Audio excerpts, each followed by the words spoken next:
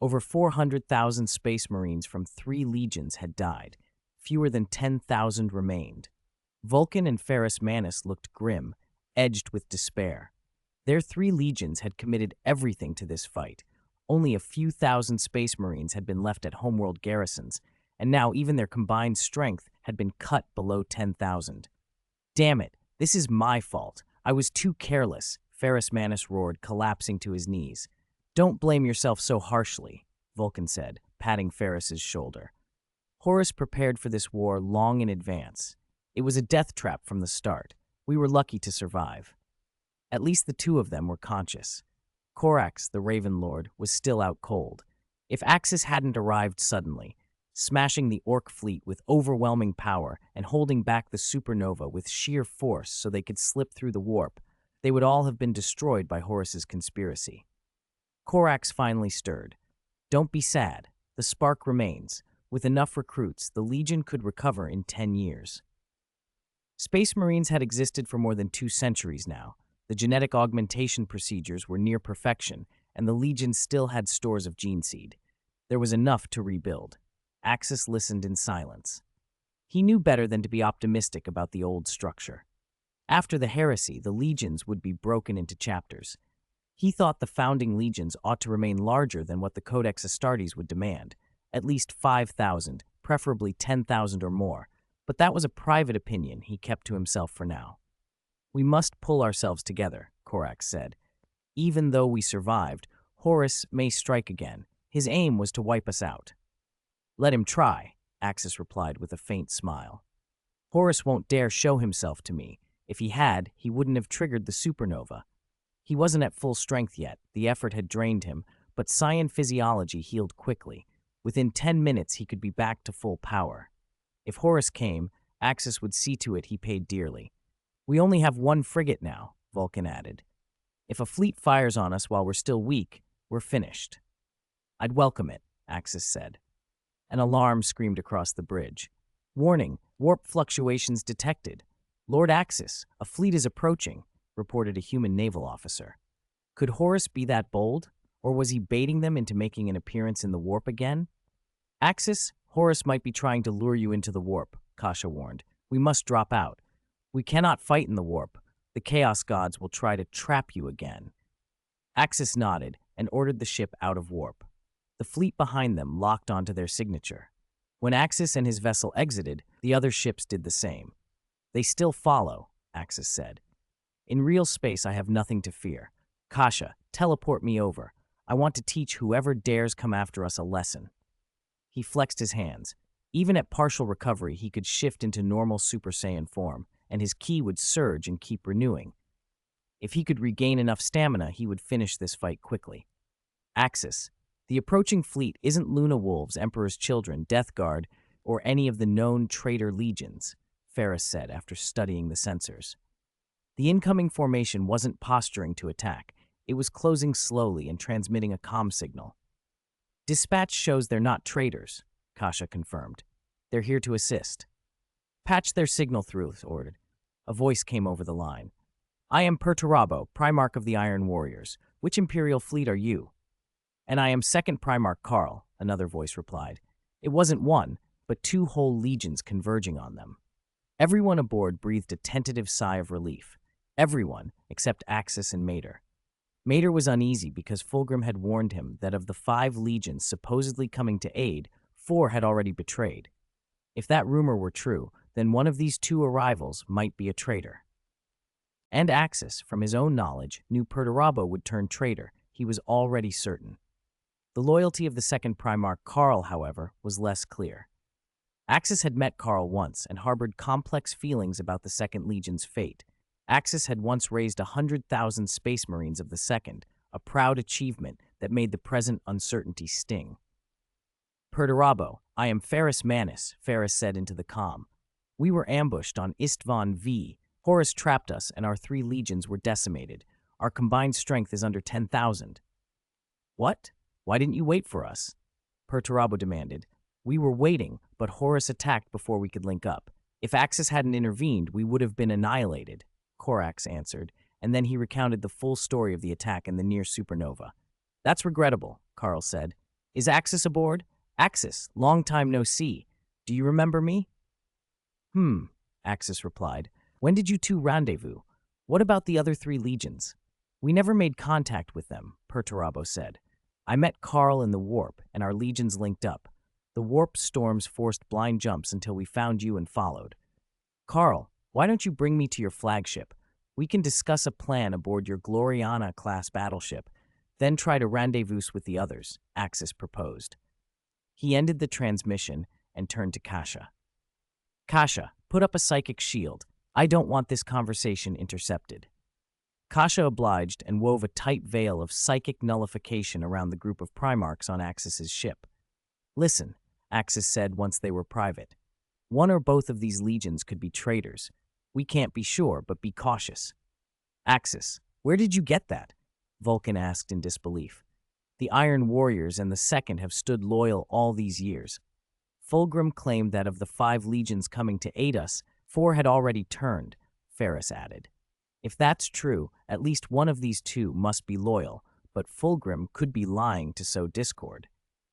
My sources differ, Axis said. If Fulgrim says most of the reinforcements have betrayed, then we can assume at least one of the incoming legions is loyal. I also have reason to believe Perturabo will betray. He didn't reveal everything, not that the Emperor himself knew much of what would unfold. But he felt confident that the Iron Warriors were compromised. Still, without proof, he would act cautiously. How do we find out? Korax asked. Kasha answered.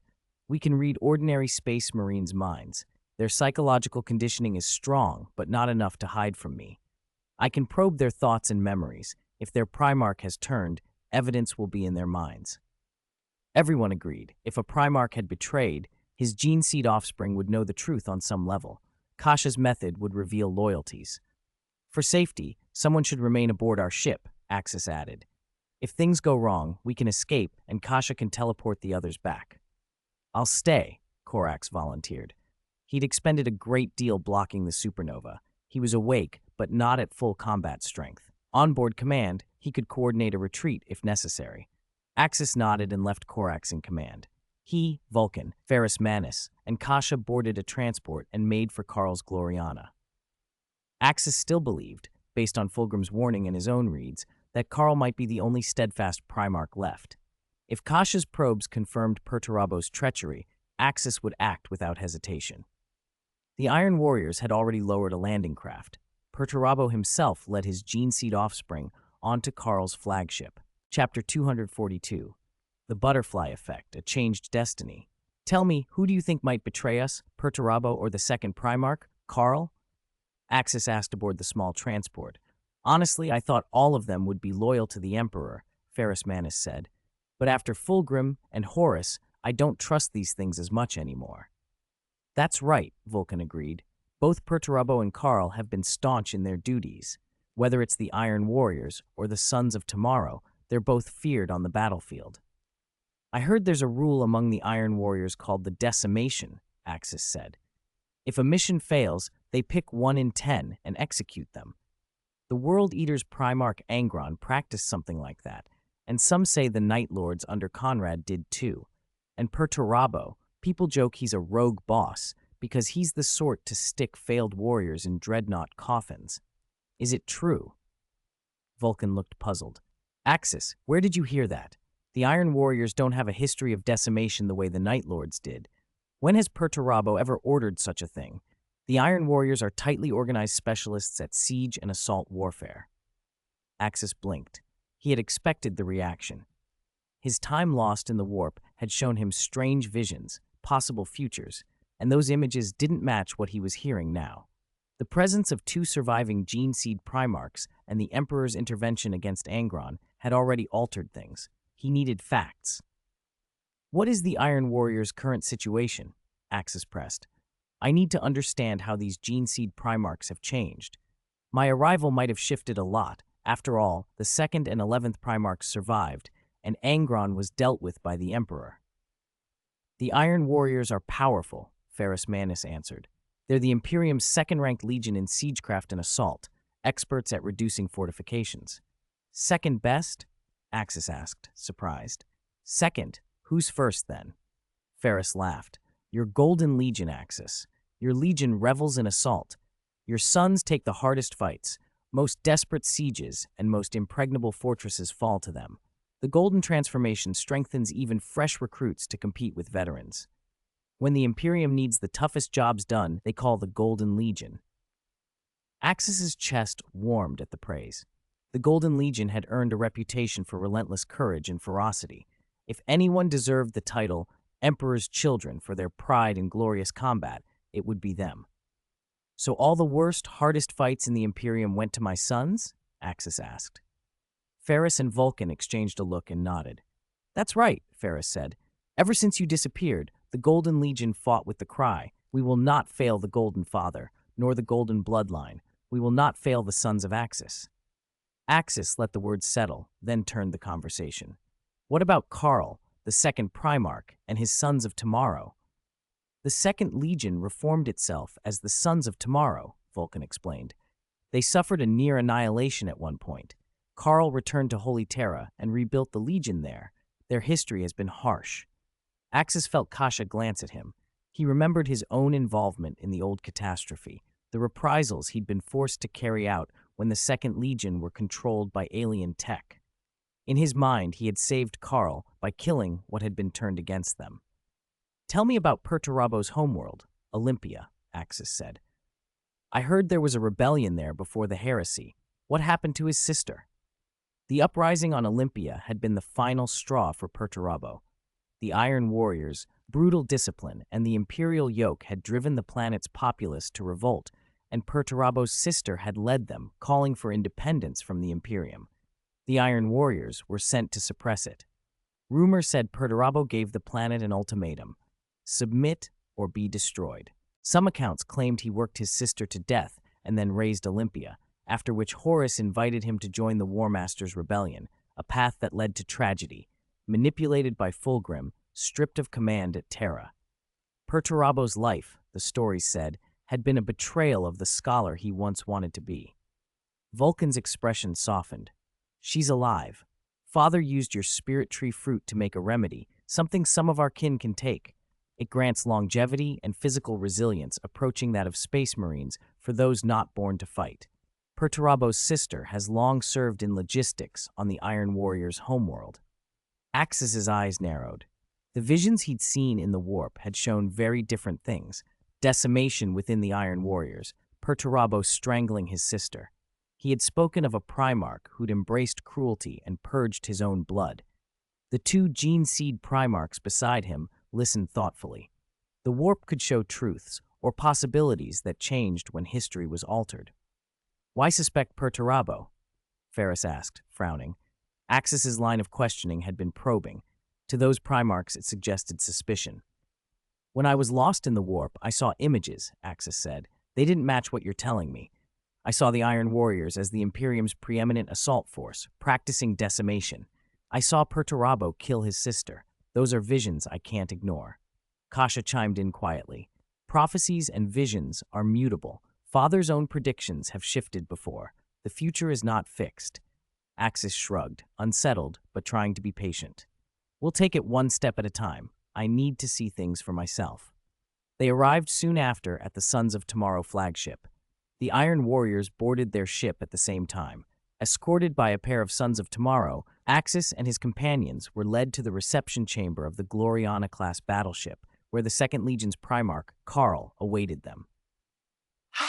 Long time no see, Axis. I've missed you, Karl boomed as he crossed the hall and enveloped Axis in a huge embrace. The greeting was exuberant to the point of awkwardness, and Axis felt slightly off balance under the sudden familiarity.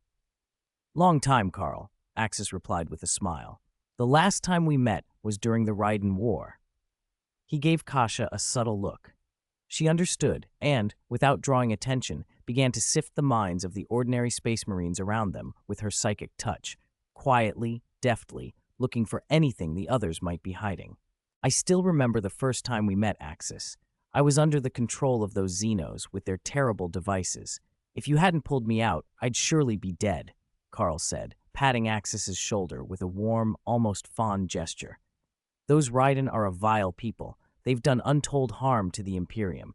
But don't worry, Once this great heresy is ended and I'm free, I will wipe them out, Axis replied with a smile. It was only because I was trapped in the warp that we failed to win the Third Zidane War. They even managed to build that Star God fragment weapon. Once I'm free, destroying them will be no problem. They are truly an evil Xeno race. Back then, my legion was nearly entirely controlled by their brainwave devices. With your help, my loyal Geneseed sons were rescued. When we returned to Holy Terra, Father gave my legion a new name, the Sons of Tomorrow. It means we let go of the past for the sake of the future, Carl said. After so many years, do you remember anything of your former self? Axis asked. If Carl's past had been changed, Axis wondered whether other betrayals might have followed from that butterfly effect. The old me is gone. Those memories died with that evil technology. After my mind was reborn, so was I, Carl answered, smiling. He glanced to where Kasha stood nearby. It's been a long time, Sister Kasha. Kasha gave a curt nod. She was the true, biological elder sister of all the Geneseed Primarchs, born of the same parents. Now is not the time for nostalgia, Perturabo cut in. Axis, Vulcan, Fenris, what happened? You all look like you've been through a meat grinder. We failed, Fenris Manus said, voice low. We were routed. Horus laid a trap, massive. He was waiting for us to step in. If Axis hadn't arrived when he did, our 3 legions would have been annihilated. The 3 of us might have died there. The ship's hull dropped into stunned silence. Marines on watch craned their necks. Faces fell. 3 legions, almost wiped out, and only a single frigate had returned. The implication of that loss hung heavy. These traitors are despicable, Carl said. We'll regroup and take it back. Axis, can you contact your Golden Legion? If your Geneseed sons can join this fight, we still have a chance. Axis, Legion, the Golden Legion, was famed across the Imperium for its size and strength. Even the Emperor had privately remarked that after Axis' return, the Golden Legion might be split into 2, led by Axis and by the son of Axis. There's a violent warp storm raging. Astropathic links are unreliable. My legion should be with Gilliman and Sanguinius. I sent the Khan to find them, Axis said. That's a shame, Perturabo said, rubbing a temple. Our 2 legions combined number under 300,000, just over 270,000. That won't stand against Horus's rebels. Can you contact the 3 legions that haven't arrived? No, Axis said. The warp storm has cut us off. Carl asked, Where's Corax? He should have been with you. To kill us utterly, that mad Horus detonated a star, caused a supernova, Vulcan answered. While helping Axis block the blast, Corax was wounded. He's recovering on the frigate and won't be up to this right now. Is he all right? Carl asked, anxious. He's battered, but he'll recover with rest, Vulcan said. Axis looked briefly to Kasha. They had been speaking for over 10 minutes. A great deal had already been said. Had Kasha found anything useful? She shook her head mildly. She had scanned dozens of space marines on the ship with her psychic sight. Members of the Iron Warriors and the Sons of Tomorrow among them, and what she'd seen surprised her. These marines were loyal. Every mission they had been given was to hunt Horus's rebels and defend the Imperium. How do we contact the other 3 Geneseed Primarchs? How can we rendezvous, inform them of the situation, and decide whether to continue the campaign or return to Holy Terra? Perturabo asked. If they could link up with the remaining legions, the war might still be salvageable. They needed reinforcements, especially if Axis was truly as powerful as rumor claimed, capable of matching an entire legion in combat.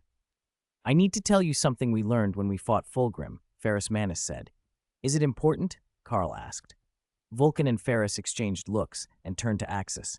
Kasha, however, made no sound. She had continued scanning.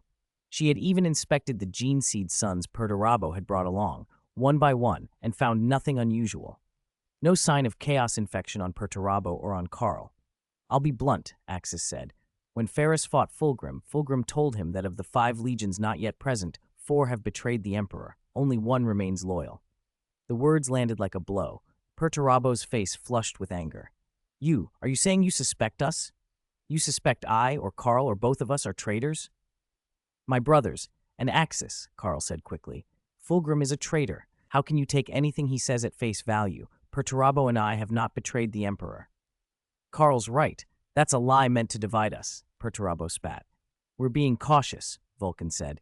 Even Fulgrim, who held father in highest esteem, betrayed. Even Horus betrayed. When I was lost in the warp, I saw visions of the future, Axis said. I can confirm at least the Word-bearers, the Alpha Legion, and the Night Lords have betrayed. You cannot decide such things based on visions in the warp and Fulgrim's words alone, Perturabo demanded. Everything you saw could be chaos trickery to sow distrust. Do you have any proof? I don't have proof, Axis admitted, but I can confirm those 3 legions are traitors. The mention of the Alpha Legion set the room on edge. Alpharius and Omegon, twin Primarchs, had been a source of mystery for the Emperor's whole crusade.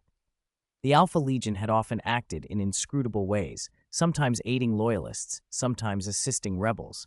Their motives were opaque and their allegiances questionable. To ensure loyalty, Axis continued, I need both of you to gather all your gene seed sons here and let Kasha inspect them one by one. Perturabo snapped, crimson with fury. What did you say? The situation allows no other method. Axis's voice hardened. We cannot rely on rumors or visions alone. Have Kasha perform a psychic inspection of every man you command. Karl's expression had hardened as well. Axis, this is an outrage. You suspect us and demand to search our legions? I won't argue, Axis said coldly. This is an emergency. Not a minute can be wasted. The Emperor has given me supreme authority. Now decide, will you obey and prove your loyalty, or will you defy my orders? A terrifying aura poured off Axis. Golden flames erupted around him, and everyone aboard the ship felt an invisible pressure crush down on them. Axis glowed with a blinding gold, like a god of war made flesh. The power radiating from him silenced the room. Even the gene seed Primarchs felt a cold dread crawl up their spines, as if death could come in the next heartbeat. It was beyond terrifying.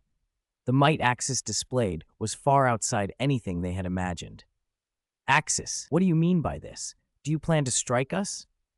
Perturabo demanded, rage hardening his features. A suspicion was all it took. Axis intended to act?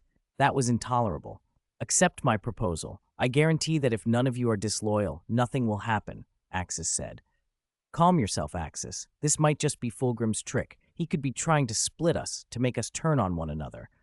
Don't be fooled by such crude lies, Ferrus Manus blurted, stepping in to defuse the situation. He refused to believe Fulgrim capable of such treachery. Axis, please. Things haven't reached a breaking point yet. Must we fall apart before the enemy even strikes? Vulcan urged. Facing Axis directly, all of them finally understood how fearsome he truly was. No wonder Horus had never dared confront him head-on. The gap in strength was not merely large, it was absolute. Even a chaos-bolstered Horus would have been no match. We don't have time to root out traitors slowly, Axis said. Right now there is only one way to verify whether these 2 legions are loyal. I have to confirm it thoroughly. If this is a baseless accusation, I will not submit to your examination, Perturabo snapped. Very well, Karl said, stepping forward. These are extraordinary times. If the other legions truly have betrayed us, Axis's suspicions are not unfounded. To prove my loyalty to the Father, I will have all my gene seed offspring inspected. Perturabo, you know how serious this is. Axis's method is a last resort, Vulcan added. Perturabo swallowed and met Axis's unblinking gaze. There was a cold, killing intent in those eyes. He knew Axis meant what he said. If he refused, Axis would act. He relented. After you finish with Karl's Sons of Tomorrow, I'll bring all of the Iron Warrior's gene seed offspring. Good. Don't delay. Karl, bring every one of your gene seed offspring to the ship. I want them all present, Axis ordered. On the Gloriana-class battleship, there were only some of the Sons of Tomorrow. Most of the Legion was dispersed among cruisers. Karl gave the orders. Within hours, company commanders were notifying all vessels. Every gene seed offspring was to take transport shuttles and assemble on the mothership. A few hours became days. In total, 130,000 members of the Sons of Tomorrow were gathered. Kasha nodded at Axis, her eyes lighting with blue as she began to scan the minds of the assembled legionaries one by one. Even for Kasha, the scale was exhaustive, her psychic power strained. It took 2 full days to finish scanning all of them. Axis, the Sons of Tomorrow are clear. They are loyal to the Emperor, Kasha reported. She had examined them thoroughly. The Second Legion bore no signs of corruption. Their devotion to the Emperor and to Axis, who had saved them, was plain. Many of the gene seed offspring had once been under Xeno's control and had been effectively dead before Axis had rescued them. Now they were steadfast. "Are you satisfied now, Axis?" Carl asked quietly. He understood Axis's burden. Even Horus and Fulgrim, those the father trusted most, had turned traitor. Suspicion was almost inevitable. Next, we go to the Iron Warrior's mothership," Axis said.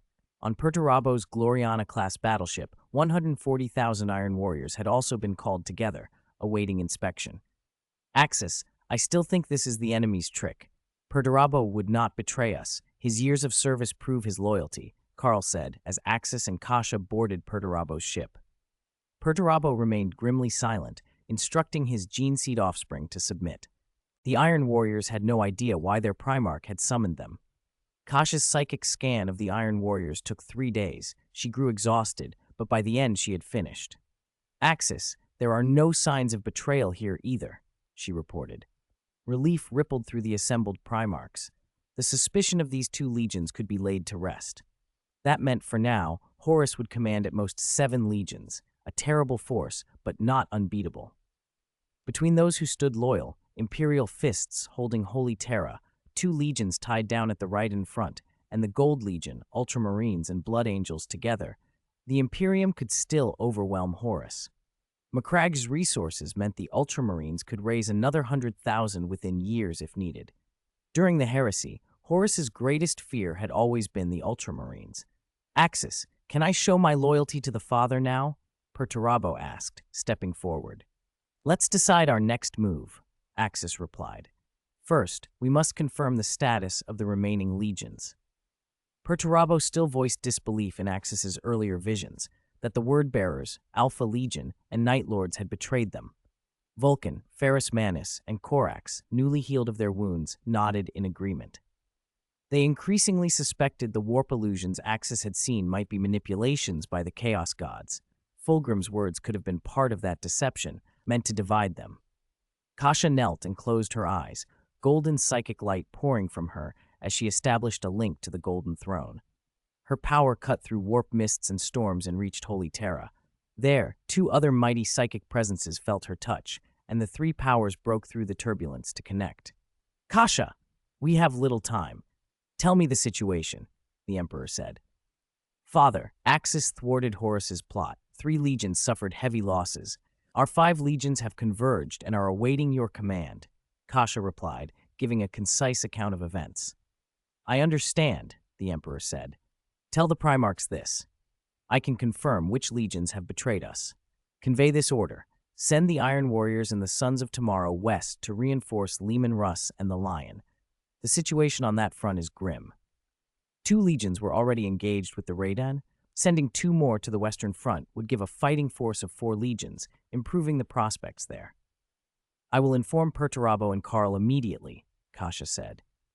"Also," the Emperor continued, "the Salamanders, Raven Guard, and Iron Hands are to return to Holy Terra to assist the Imperial Fists in its defense. This rebellion cannot be allowed to swallow Holy Terra," the Emperor added. "It has failed this time. The traitors must be crushed." Kasha hesitated, then asked, "Father, what of Axis and me? Should we return to Holy Terra?" "No," the Emperor said. "You have another mission. Tell Axis that Lorgar's Word-Bearers have gone to his homeworld, Nuceria. Axis must return there at once. The Golden Legion on Nuceria does not yet know of the Great Heresy and still considers the Word-Bearers allies. Horus has arranged this to weaken Axis's legion.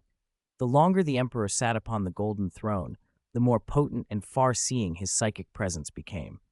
Through layers of warp storms, he had glimpsed the moves on Nuceria and judged the danger.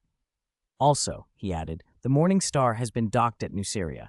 Your son commands a new Celestial-class mothership there. That vessel is not the original Phalanx, but a powerful warship in its own right.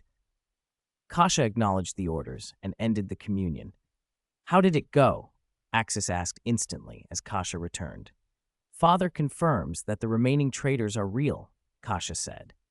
The Emperor orders the Iron Warriors and the Sons of Tomorrow to the Western Front to support the Space Wolves and Dark Angels against the Raiden. The Salamanders, Raven Guard, and Iron Hands are to withdraw to Holy Terra to aid the Imperial Fists, and Axis, Lorgar, and the Word-Bearers have gone to Nuceria. You and I must return there immediately. Horus is scheming against your homeworld. I understand. Axis's decision was immediate. We split up and act now. Kasha and I will take a frigate to Nuceria. Your 2 legions must provide 3 frigates to carry more than 8,000 men from the remaining 3 legions. The Primarchs set about executing the Emperor's orders. The moment for choosing paths had come, and loyalties would be tested in the fires ahead. Chapter 245, Return to Nuceria and See the Morning Star. I will provide 3 Dauntless-class cruisers to escort the 3 legions back to Holy Terra, and Axis, your Sword-class frigate, can be replaced as well, Carl said. 3 Dauntless, plus a replacement for Axis's frigate, was well within their means. It would have been unthinkable for a Geneseed Primarch and an Imperial Princess to travel home in a lone Sword-class frigate. Ha ha!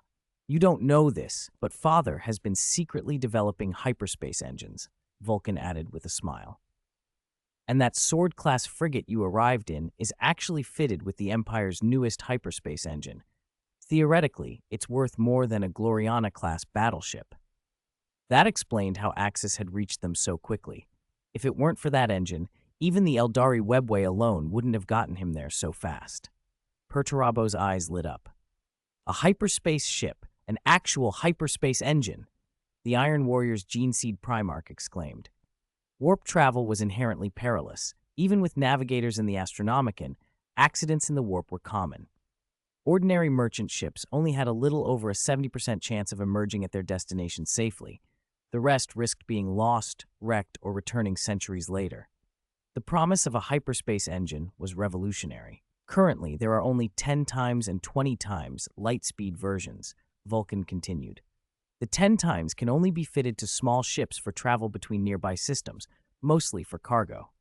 The ship Axis came in has a 20 times engine, but it's only just been deployed on Imperial frigates. It can't yet be installed on cruisers or battleships. We're a long way from abandoning warp travel altogether. Kasha shrugged. Even so, it's a tremendous discovery. Father will indeed lead humanity's revival. With hyperspace engines, the future of humanity will change. It will. Today 20 tabs, tomorrow 30 cabs, 40 cabs, even 100 tabs, Axis said. After a period of excited discussion, the Geneseed Primarchs organized the handover. The Sons of Tomorrow provided 2 Dauntless-class cruisers, and the Iron Warriors provided 1. All members of the 3 legions aboard Axis's frigate were transferred to those cruisers. They then made for the Mandeville jump point, tore into the warp, and set course for Holy Terra. The Emperor and Magnus would guide them along the way, ensuring their passage without anomalous phenomena. The remaining 2 legions, the Sons of Tomorrow and the Iron Warriors, totaled 270,000 Space Marines, supported by hundreds of millions of mortal soldiers. A vast fleet prepared to move to the Western Imperial Front, intending to link up with Lionel Johnson and Leman Russ to resist Zidane. Axis, you don't have a single soldier under your command right now. Don't you want us to prepare some Space Marines for you? Carl asked. Absolutely not, Axis replied. I'm going to my homeworld. I will gather my Geneseed offspring there. If Horus is blind enough to appear on my homeworld, he'll be finished. I promise there will be no problems. The 2 Geneseed Primarchs nodded, and after farewells, the fleet split into 3 courses. Lord Axis, we have selected the nearest webway portal for you. We will take you to Nuceria, Cassandra said. Axis acknowledged her, and under the guidance of the clown troop, the frigate entered the webway and began the transit toward Nuceria. Along the way, the Emperor would occasionally communicate with Kasha to keep Axis updated. In the original timeline, it had been the Emperor and Guilliman's Ultramarines who destroyed the Perfect City. This time, the Emperor and the Golden Legion had destroyed it, so Lorgar's hatred shifted from Guilliman to Axis. That made Lorgar's vengeance easier to aim. A single homeworld was far easier to attack than Ultramar's 500 worlds. Axis, Father asked me to tell you some developments. Your legion has been split, Kasha said. 150,000 of them are led by our son Kratos. He's currently mixed with Guilliman's Ultramarines. Sanguinius is said to be there as well. The remaining 130,000 are led by Khorne and are under Horus's command. Horus fabricated a pretext, claiming Nuceria faces an imminent orc fleet, so he sent Lorgar and the Word-Bearers, The orc fleet is fictitious. The word-bearers, once they arrive, will likely launch an attack. He truly is a bad seed, Axis said with a bitter, helpless sigh. If Lorgar hadn't gone missing, perhaps the perfect city disaster wouldn't have happened. Axis had wanted to shape the future national religion and needed someone to help guide it. Lorgar might once have been that person. Now, however, Axis's plans for proselytizing would have to be revised. The founding of a national religion, after all, would have to wait until after the Great Crusade. The webway carried them swiftly, and Axis's ship, able to travel at hyperspace speeds even inside the webway, arrived in the Nuceria system faster than Lorgar's word-bearers. Returning to his old world filled Axis with emotion. To him only months had passed. To his gene-seed offspring, their father had been absent for nearly a century. On entering the system, Axis's psychic senses detected a familiar machine spirit, the Morning Star. The spirit reacted violently at the recognition of its true master and father. Immediately, a small landing craft launched and picked up Axis and Kasha. Axis hadn't even set foot back on his planet before the Morning Star retrieved him. "Father, this is glorious. I knew you would come back. I've been waiting for you," the Morning Star's virtual image exclaimed, all delight. "Your great mother. I am certain she will recover and return to you." "You've waited a long time, Morning Star," Kasha said, smiling. "Tell me everything. Morning Star, you recognize my son?" Axis asked. "Yes, Great Master. I extracted the infant's embryo from mother and transplanted it into Ms. Udun's body," the Morning Star replied. "The situation was urgent. Please forgive me for acting on my own." "You saved our son. What crime is there?" Axis answered. "Did you also make a Morning Star for him?" "During the third battle with Zidon, I served as the flagship of the Golden Legion. I captured 2 Zidon Celestial-class satellite weapons. I used one for my own refit and maintenance," the Morning Star explained. "The other I refitted into your son's exclusive flagship and built a replication of my machine spirit to operate as his Morning Star." "Good. Are my things still aboard?" Axis asked. His most precious possessions, the spirit tree fruits, the mental tree seeds, the summoner containing the god of destruction's energy, had been stored on that ship. "Don't worry, Great Father. I preserved everything except for some spirit tree fruits I gave to the young master. Everything else is kept carefully. You can retrieve them whenever you wish." Axis relaxed at that. The master's belongings were to be guarded above all else. There were many other secrets aboard the Morning Star that only he knew. "Very well," he said. "Oh, what's the situation with the space Necrons, and have you made any progress on the hyperspace engine I asked you to research before I left?" Chapter 246, New Combat Suit, Sniper Rifle, Phase Transmission Equipment, New Hyperdrive. Before his disappearance, Axis had given 2 orders to the Morning Star. One was to secretly guard the space Necron Grandeur, imprisoned deep inside the ship's core. The other was to study the hyperspace engines and the Frieza Legion weapons he'd acquired from King Vegeta's collection. And Grandu, the space Necron, had promised, before Axis left, that he would help produce a widely usable phase-shifting teleportation device for the Legion. Now Axis wanted to know how those projects were progressing. "Don't worry, Father. I've followed your instructions. Allow me to show you everything. First, I've successfully replicated the Frieza Legion's special sniper rifle. It's terrifyingly powerful. From long range, a single shot can drop a space marine wearing Terminator heavy armor. Even a Gene Seed Primarch in powered armor wouldn't fare well if struck once. Multiple hits could kill him." As the Morning Star spoke, servitors brought out several finished rifles. Each was over 2 meters long, sleekly designed, and loaded with specially forged projectiles made from gold essence. "Well done," Axis said. "This weapon can be fielded in limited numbers within my Legion." Without his explicit authorization, the Morning Star would not distribute these rifles, even if they'd been researched, so Axis's approval was required. "I understand, Father. I have more to show you. Go on." In addition to the rifle, I've upgraded the Legion's combat suits, especially the special armor you requested. She revealed a highly futuristic humanoid suit with a strong Saiyan combat suit aesthetic.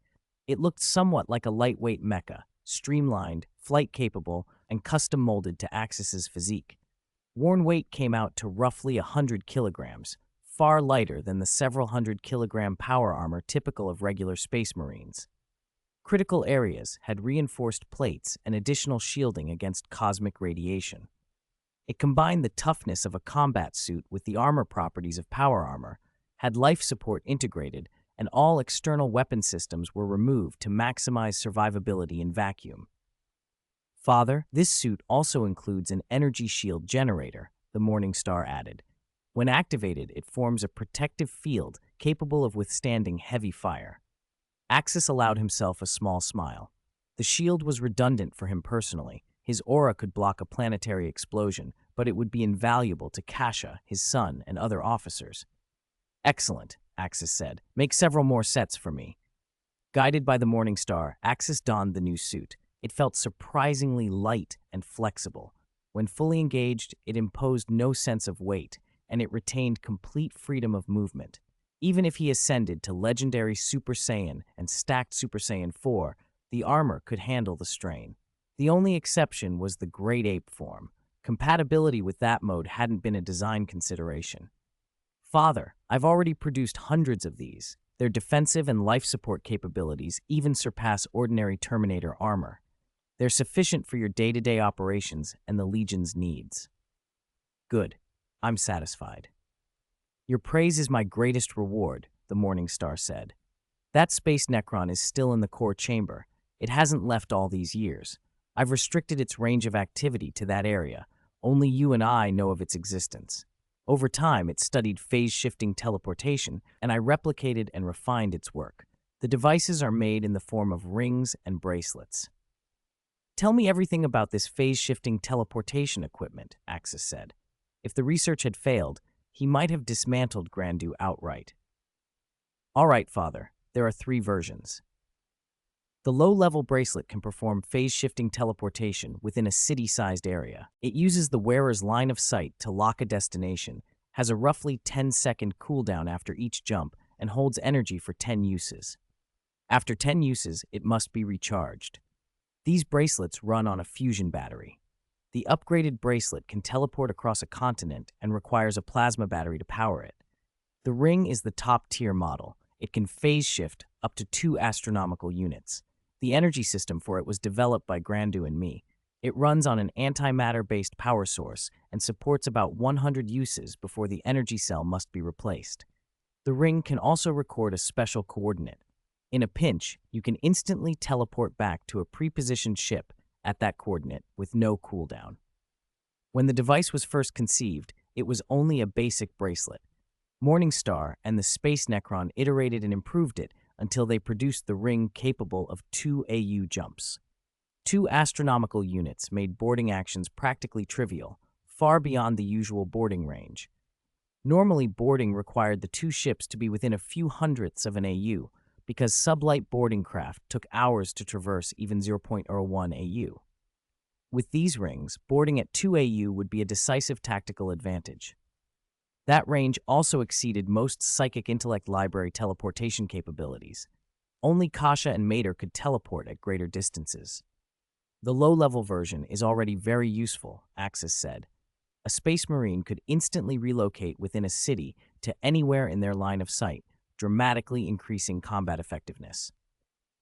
How many can we produce? Can they be mass-produced? Axis asked. The low-level bracelets can be mass-produced. My production line can make hundreds a day. Scaling up would increase output further, but it would require vast amounts of nuclear fuel and a large fusion battery manufacturing facility, the Morningstar replied. These devices consume enormous energy. The fusion batteries only support 10 uses per charge. The medium bracelets need plasma batteries and cost over 100 times as much as the basic version.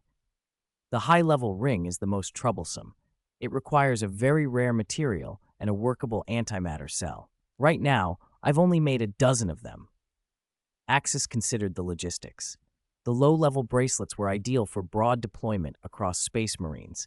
The medium bracelets were better reserved for company commanders.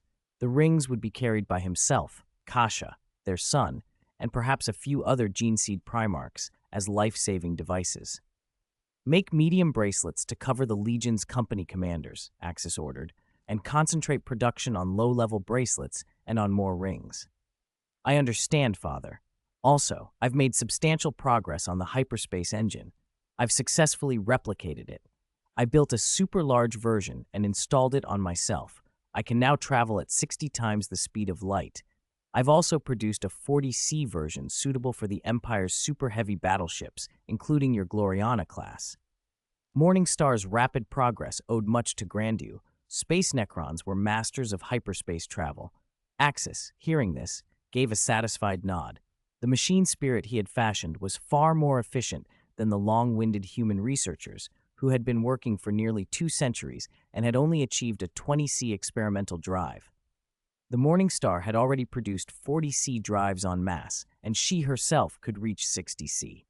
Excellent. Immediately install a 40C drive on my Gloriana-class battleship, Axis said. I'll do it, Father. I'll need you to approve access to several mineral worlds. I need sufficient raw materials. Chapter 247, Father Returns, Golden King Axis. Let's discuss this when I return to the Legion. Right now, I don't even know the full extent of the Legion's holdings, Axis said. He had been gone 100 years. When he left, the Golden Legion had only one homeworld and a handful of mining planets in its system. Father, I have a detailed ledger of all your holdings here, Morningstar replied.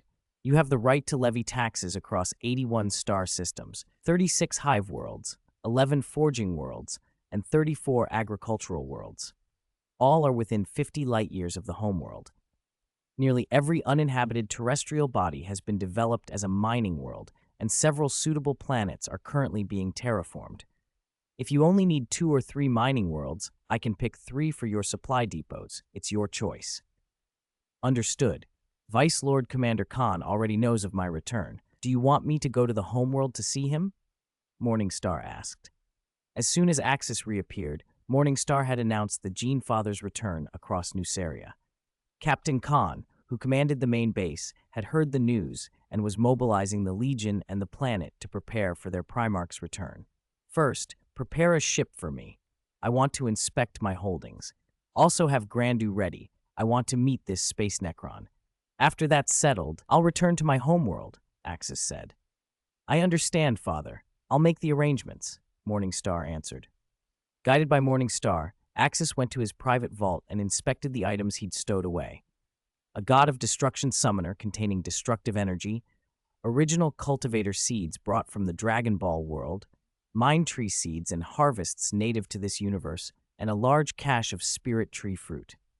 These were assets that could strengthen the entire Legion. Axis packed as many of the spirit tree fruit as he could carry. Several hundred still remained. Turned into an elixir, they could bolster the Golden Legion's strength again. He did not dare to attempt absorbing the God of Destruction energy casually. Gods in the Dragon Ball world were ranked. Planetary gods like Earth's Kami, higher, the Kais, above them, the World King, and on the top tier, the gods of destruction. The power of a God of Destruction dwarfed ordinary divine energy. A mortal, even in the ultimate Super Saiyan forms, would be annihilated by such energy. To transcend it, one had to walk the path of gods. He also took the mind tree seeds. This time, Axis planned something experimental. Plant mind tree seeds that had germinated in the Warhammer universe and see if they produced different effects. Even if weaker, they might still benefit the Space Marines. After collecting his items, Axis went to a secluded chamber aboard his ship. The door opened, and a green metallic skeleton bowed deeply. Oh my, Lord Axis, you finally remembered me. It's been almost 100 years. I've been ignored, Grandu rasped. In the century since Axis disappeared, the Necron had felt as if he'd been rusting away. Apart from a few research tasks, his existence had been idle. Father, I never told him you were gone, Morningstar said over a secure channel. He always assumed you were still here, just not visiting. You have done well, Axis said. I'm pleased with the warp phase bracelets and warp rings. Thank you, Lord Axis, Grandu replied. If I'm honest, without my work, the hyperspace drive research would have stalled. Morningstar alone might have reached 30 times light speed. Mass-producing new models would likely have been capped at 20 times C. The engine you provided was only small scale. Applying it to a Celestial-class warship required integrating a lot of space Necron technology. We even had to cannibalize a Celestial battleship to scale it up. The mass-produced version, the 40-kind C engine suitable for Imperial warships, benefited heavily from my designs. Is that so? Keep up the work. I'm eager to see an engine that exceeds 100 times light speed, Axis said. Space Necron drives routinely achieved several hundred to 1,000 times light speed. To move freely across the galaxy, they needed that kind of velocity. The drive you gave could at most power a third of the smallest frigate, Grandu admitted. To scale it up, I had to rework the design with Necron tech, and even then, downgrade aspects of it. Miniaturization was the real marvel on that original ship. Making a large-scale version is a technical nightmare. If you want truly higher speeds, you'll need to recruit the top scientists in the galaxy. Axis nodded and spoke with Grandu a while longer. Then he made a decision. I'll grant you limited freedom aboard this ship. You may move freely in the lower decks. You are generous, Lord Axis, Grandu said, bowing. But I'd prefer to go out and wander. I've been cooped up for 100 years. It's not safe outside, Axis warned. A large-scale war is about to erupt. During the coming heresy, the galaxy will burn. I won't have you wandering into a battle and being destroyed. Grandu shrugged. He had expected that. Despite being a sentient machine spirit, he wasn't fully trusted. Still, Axis continued, you may roam within this star system. Morningstar, arrange a small shuttle for Grandu. If he visits human settlements, see that he disguises himself so he doesn't alarm the populace or cause trouble. Great Lord Axis, Grandu replied gratefully. Axis nodded and left the cabin without looking back. It was time to return to his homeworld and face his gene-seed offspring. Axis and Kasha boarded a ship and made the jump to Nuceria. At once, the Golden Legion erupted into motion. Khorne summoned captains and formed an honor guard in record time. The Gene Father is returning. Prepare for his arrival, Khorne shouted, raising his power axe. Our Gene Father carved himself a bloody path through the warp. He defeated those demons and returned to the real universe. Great Gene Seed Primarch, great Axis, great King of the Golden Legion, welcome back, Gene Father. 130,000 warriors gathered in the planetary capital, their cheers shaking the air. A century had made Axis a legend on Nuceria. He was the mightiest warrior of the Imperium in their lore, the supreme Gene Seed Primarch. In the planet's center stood a 1,000-meter statue of him, depicted in his standard Super Saiyan form, hair golden and spiked. Hundreds of smaller statues, hundreds of meters tall, dotted the landscape. None deviated from that golden image. Axis looked up at his colossal statue and felt a swell of pride. The entire planet believed in him. Making a high-profile entrance, Axis shifted into his 3-meter power form, then ignited his Super Saiyan state. Golden light and lightning wrapped his body as he floated out of the landing craft above the capital, arms spread wide. My children, your father has returned. He wove ki into his voice. The shout rolled through the sky like a bell. When Axis descended in that divine golden form, the planet erupted. Countless mortals cheered. His Gene Seed sons and daughters activated their golden transformations, their bodies bathing in the same light. The Legion's elite stood in formation like a tide of living gold. Their power armor flashed beneath the starfield. Vice Lord Commander Khorne knelt and held his power axe horizontal. Behind him, 130,000 Space Marines roared. Gene Father, Golden King, long live Axis! Their cry thundered across the continent. Billions on the hive worlds bowed in streets, plazas, and rooftops. Holographic projections filled the sky, showing Axis's mighty figure conquering the stars. Khorne looked up, voice raw with emotion. Great Gene Father, we have kept your trust. For 100 years, the Golden Legion has campaigned and won. We have not disgraced your golden bloodline. You have returned to your throne. The Golden Legion's will is unbroken. Your will is our destiny. Axis hovered above the planet, Golden Key painting the clouds into a vortex that glittered like a halo. The people knelt, pouring out devotions to their lord.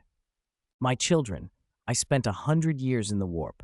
I slew countless enemies, felled demons, and even defeated powerful chaos entities. But the galaxy is not at peace. Chaos has struck at the heart of the Imperium. The War Master Horus has been corrupted.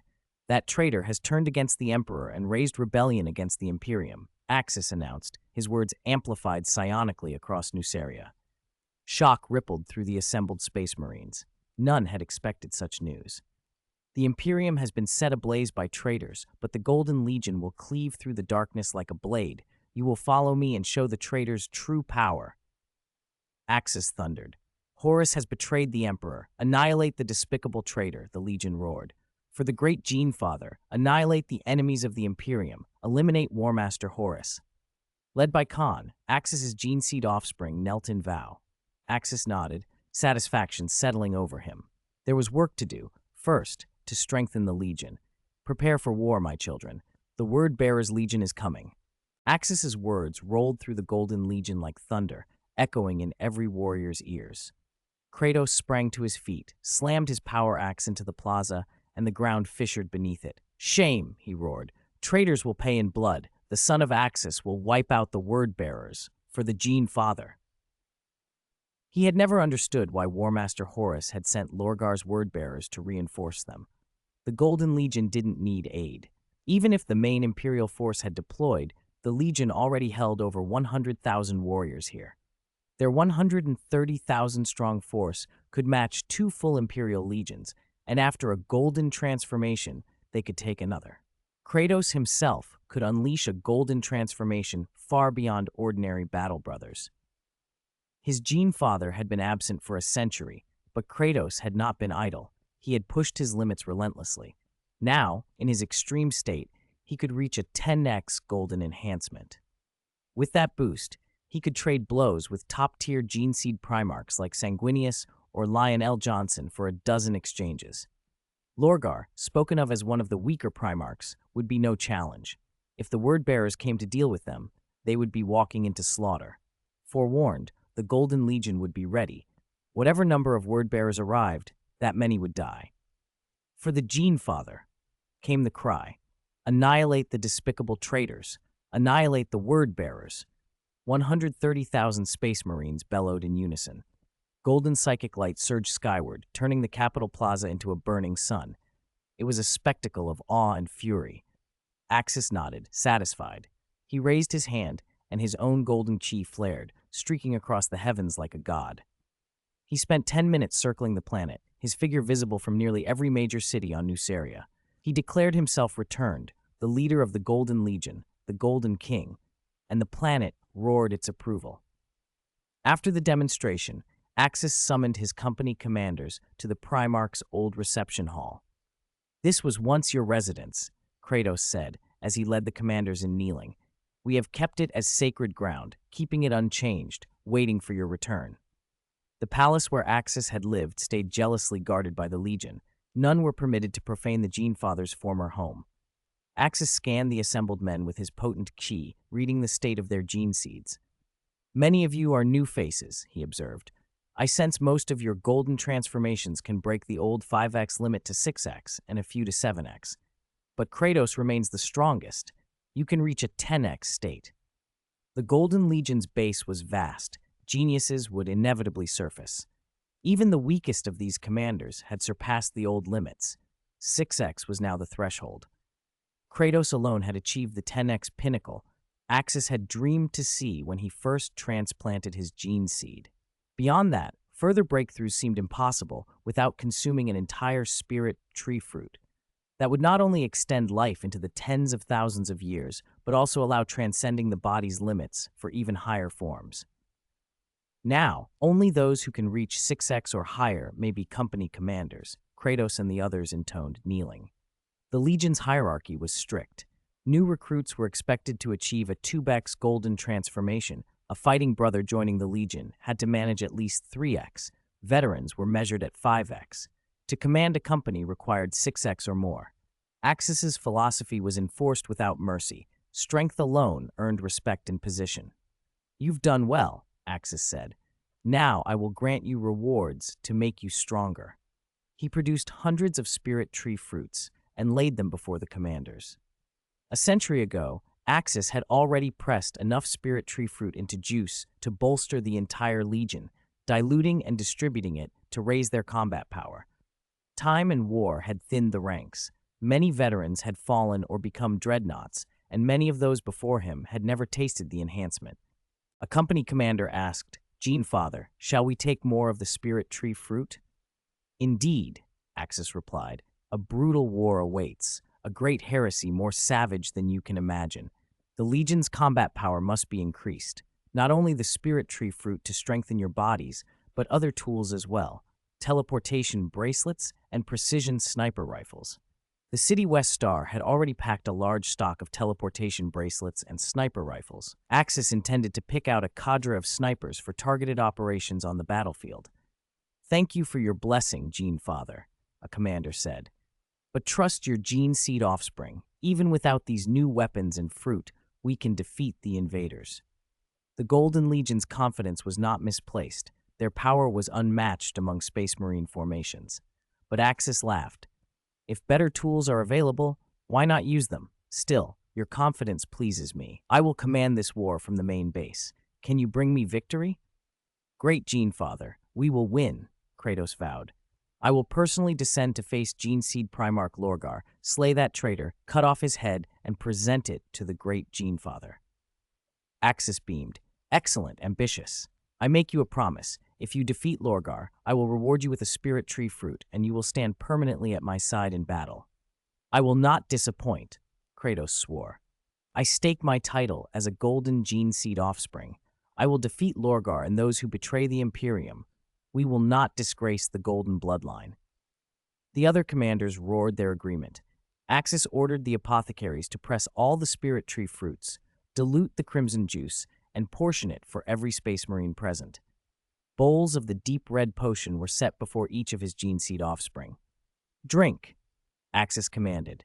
"Let it push you past your limits. Let you shine golden in this coming darkness. For the great Gene Father." The warriors raised the bowls and drank. A powerful life aura swept through them, knitting old wounds from the Great Crusade and strengthening their frames. Many veterans who had stood at 5x broke through to 6x with the aid of the elixir. Axis watched, satisfied. When the enhancements were complete, Axis produced 130,000 teleportation bracelets and handed them out, allowing every warrior to familiarize themselves with instantaneous redeployment. He then selected 300 of the finest marksmen and issued each a special sniper rifle. After the morning's proceedings, Axis retired to his chamber to await Lorgar's arrival. "Look at my son," he murmured to a nearby aide. "I've already given him a name, Kratos. Can you reach him?" "Great Gene Father," the aide answered. "About a year ago, my brother Kratos received orders from War Master Horus to go aid Guilliman on the Imperium's eastern front. He has not yet returned." It's all right," Axis said. "After I deal with Lorgar, I will ride out to find him. I look forward to meeting this son." "Gene Father, Brother Kratos will not disappoint you," the commander insisted. "His power surpassed mine even in youth. He could perform a perfect golden transformation of 50 times when he was 5 or 6 years old." Though the claim sounded fanciful, the commanders all spoke with hard pride. Kratos was truly blood of the Gene Father, and the Legion's future gleamed under that golden lineage. Chapter 249, The Word Bearers Arrive, Breaking Lorgar's Defenses. Axis nodded. Saiyan-human hybrids had remarkable potential, so long as the father was a warrior who could become a Super Saiyan. Their descendants would likely transform into Super Saiyans with far greater ease, and those born to Earthlings would naturally carry abundant S cells. That rule held even in the Warhammer universe. In a world with chi energy, such a child could master ki with little trouble. Hybrids were promising, but in the Dragon Ball timeline, they'd never surpassed certain limits. Only Gohan had glimmers of greatness beyond the usual, and at best, hybrids usually reached Super Saiyan 3. Gohan developed Mystic and Beast forms, but none of the Super Saiyan lines there ever reached Super Saiyan 4, at least in practice. Theoretically, a hybrid might access Super Saiyan 4 too, if they retained a tail and could become a great ape. In canon, only Gohan had been shown with a tail. Goten and Trunks never did in the stories. Magnus, however, had told Axis that his son had a tail, so in theory, he could become Super Saiyan 4. Theory mattered less than reality in this world, where chi energy didn't exist. Axis thought it already remarkable that his son could become a Super Saiyan at all. "So," Axis asked, "does the hair go golden green? Does it stand up more when transforming? Is there lightning around the body? Have you seen that form?" "We're sorry, Father," Khorne replied. We haven't seen the exact form you described on Brother Kratos. His change was like our golden transformation. Hair turns gold, and a fierce golden flame erupts from his body. The Gene Father himself had retained a golden-green hair color.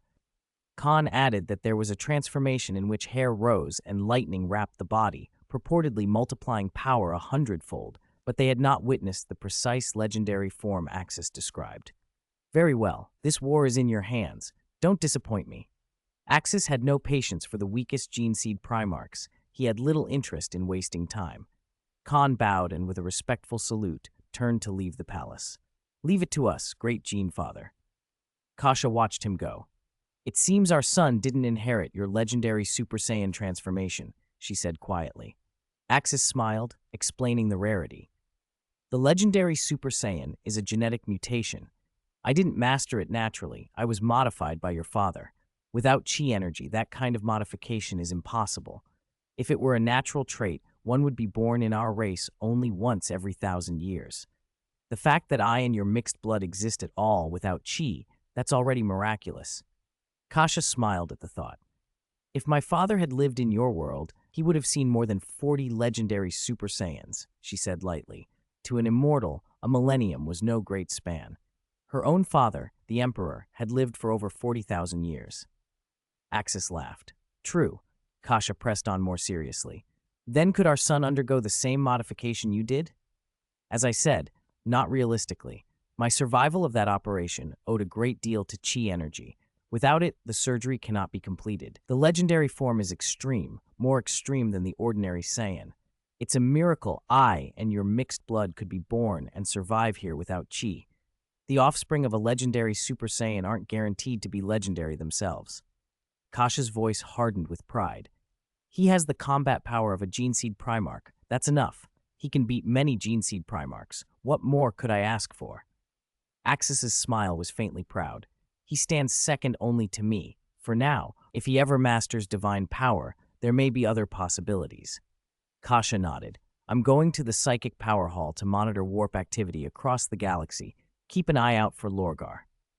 Her psychic output was strongest there.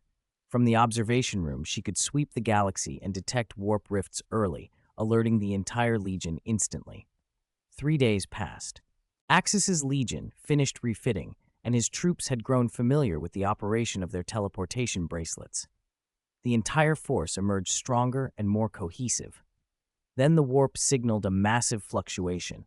A legion of roughly 150,000 warriors aboard over 100 battleships had entered the Nuceria system. Lorgar's presence announced itself as a psychic transmission to Nuceria. He claimed to have come to help defend against an incoming Orc force and requested the immediate removal of all planetary defense orbital cannons. Axis snorted. He didn't even allow Kasha to relay the message. He reached out directly with his own psychic power and addressed the intruder on his ship. Pleasure to meet you, Lorgar. I am Axis. I welcome you and your forces to my world. Lorgar answered, feigning civility. Axis, you've returned to the normal universe. I'm glad for you. I've come to assist your Legion in defense. Please remove the orbital defenses to avoid any complications.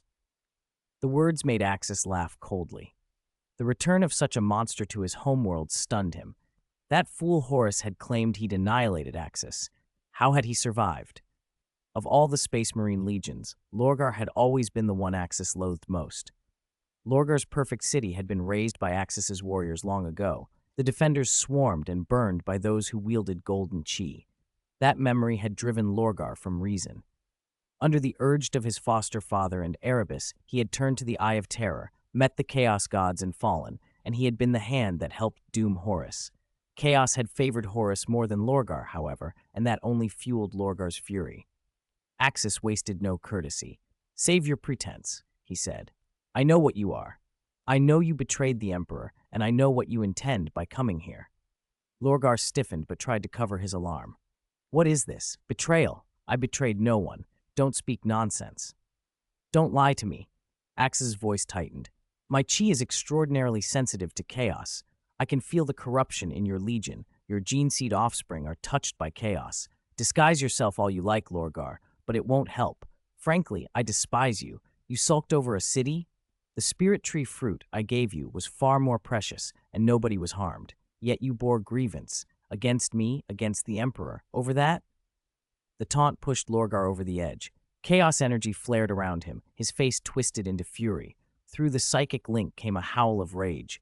"Blasphemer! You think the perfect city was nothing? It was a symbol of faith, a sacred place, and you, your son, and your golden dogs burned it to the ground." Axis regarded him with contempt. "Childish," he said to Khorne, standing beside him. "Some of the Primarchs are spoiled infants. I'm not interested in dealing with you personally. You're not worth my time. Let my gene seed offspring handle you." Khorne's grin went cold. He activated the ship-wide loudspeakers. "Golden Legion, attack for the Gene Father!" The orbital cannons Axis had deployed around the planet answered first, belching fire. Across the void, the muzzles of the word-bearers, warships glowed with a corrupt purple light.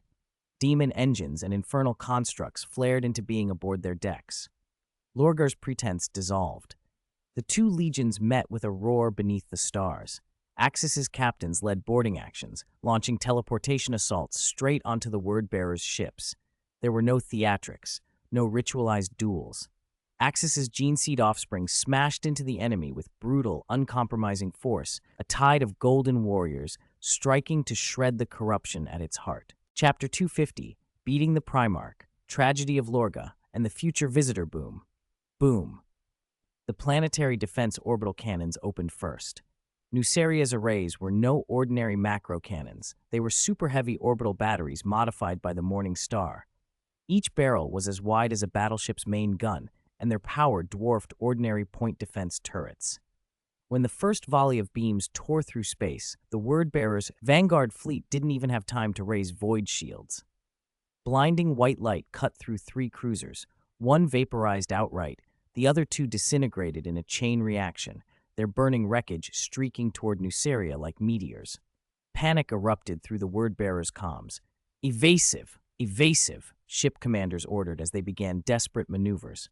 One commander was torn apart by a single blast before he could finish speaking. The second salvo followed. This time, a few capital ships barely held under the onslaught, but the Golden Legion's guns had only begun. Axis had prepared his full complement of orbital batteries, and the sustained pressure on each word-bearer hull quickly reached the critical threshold for their void shields. Shields overloaded and failed. One battleship's side was hit squarely, its armor melted through. Internal munitions detonated in a chain reaction that split the ship in 2. The burning hull twisted silently in the vacuum before erupting into fireworks, killing countless cultists and rebels. Lorgar stood on his flagship's bridge, face dark. "Axis, you wretch, you were prepared from the start," he bellowed. He had planned to force Nuceria to lower its defenses and drop troops to raid the surface, but now his fleet could not approach orbit. Worse, a large force of the Golden Legion was closing fast, and the Morning Star itself, the Imperium's largest battleship, had yet to appear. "All warships, concentrate fire on that main gun platform." Lorgar pointed at the largest orbital battery on the holographic display. Chaos capital ships swung their behemoth guns and gathered fouled purple-black energy within the barrels. "Fire!" Dozens of chaos beams slammed toward the orbital array, but a pale golden field unfolded just before impact, the holy shield the Golden Legion had deployed. The chaos fire broke on it and only made ripples. It was not a void shield, but an energy barrier. Morning Star engineers had analyzed the Yondan shield technology and, with help from the Necron Grandor, created a system meant to work with void shields and give dual protection to the planet's orbital defenses and ships. Axis's voice carried across the battlefield on a psychic tide. "Lorgar, did you think I would let you touch my planet? Think again. I will show you despair." The planetary batteries fell silent because the Golden Fleet's strike cruisers had reached boarding range. "Boarding pods ready," Chaos's voice echoed through the comms. "Let them see what the Golden Fury is." The word-bearers burned in orbit as the Golden Legion's strike cruisers plunged into their formation like blades. Boarding pods smashed through hulls, chainswords roared before hull breaches finished decompression. The first wave of Golden Legion warriors activated their golden transformation on contact, a radiant aura flaring from them as they surged into the word-bearers' corridors. For the golden bloodline, for the golden father. Axis's gene seed offspring cried as they struck. Lorgar ordered a counterattack, but Axis's warriors had already torn open bulkheads. The leading 15th Company Captain Clement struck like a sun flame, his fists blazing with golden fire. He smashed a charging Chaos Space Marine so cleanly the man didn't even scream. The gap in power was obscene. The golden transformation lent at least a six-fold increase. Golden Legion, forward!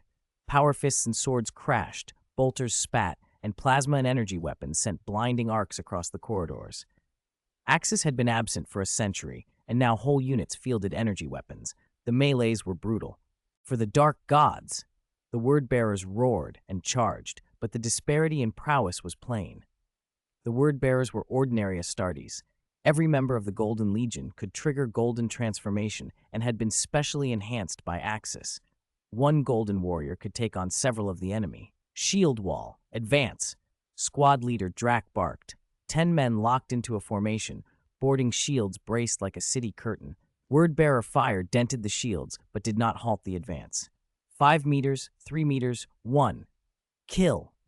The shield wall shattered. Chainswords tore through helmets. Skulls split, brains spattering the bulkheads. A second landing pod punched into the warship's chapel. Golden warriors crashed through blasphemous idols to find 30 word-bearer priests mid-ritual. The eldest priest raised a scepter and opened a warp flesh portal. Hordes of daemons poured through. The sudden arrival of daemons eased the pressure on the word-bearers. Otherwise, the Golden Legion would have overwhelmed them in hours. Still, with the limited sacrifices and the makeshift summoning arrangements aboard ship, the word-bearers could not call forth monsters of true power. Lorgar's grand plan had been to start the sacrifices on Nuceria itself. After billions had been slaughtered, he intended to rip open a vast warp portal and drag the planet into the immaterium. With only a few warlocks, priests, and their legion's library of intellects, the demons they now summoned were petty things, feared but not decisive. Since the boarding began, no Golden Legion warrior had fallen. Blood sprayed the corridors as the two forces fought in the most primal way. The word-bearers' lesser demons lurched from shadows and were immolated by the Golden Warriors' energy fields. Even more powerful demons could not touch Axis's gene seed offspring. The Golden Legion fought with growing ferocity.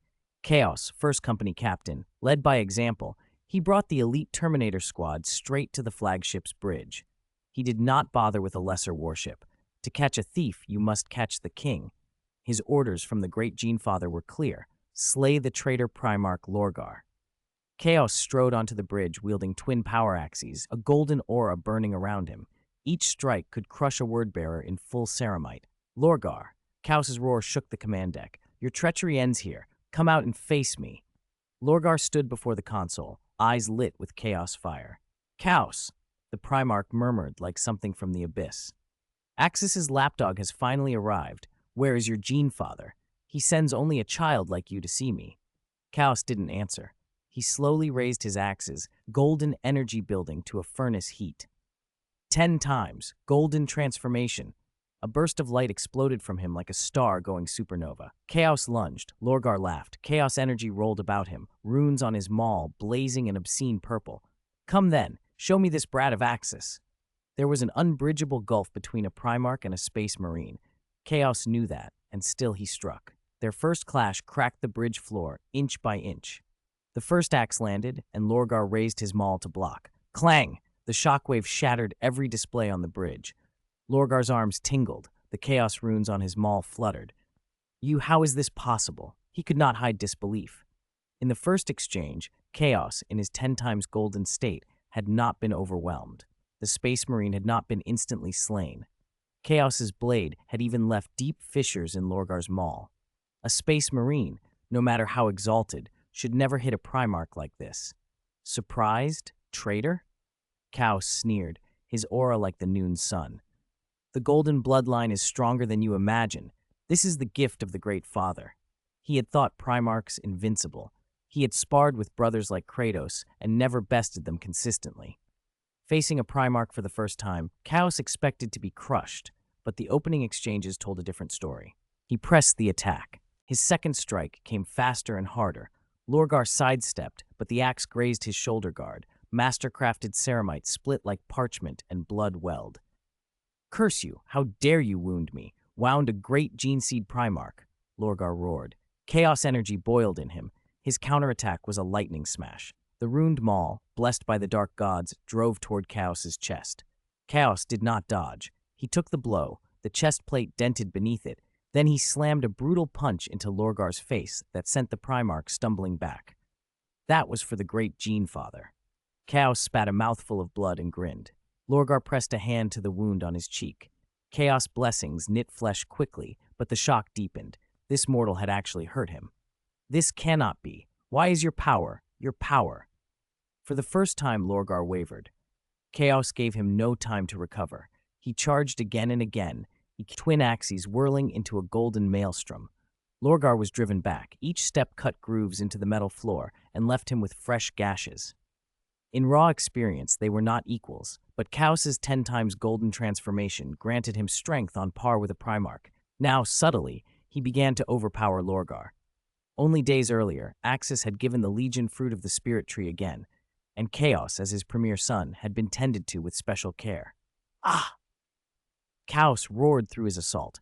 "What the Golden Father gives is purer than your filthy Chaos gods. This is true power." A heavy blow split Lorgar's chest plate.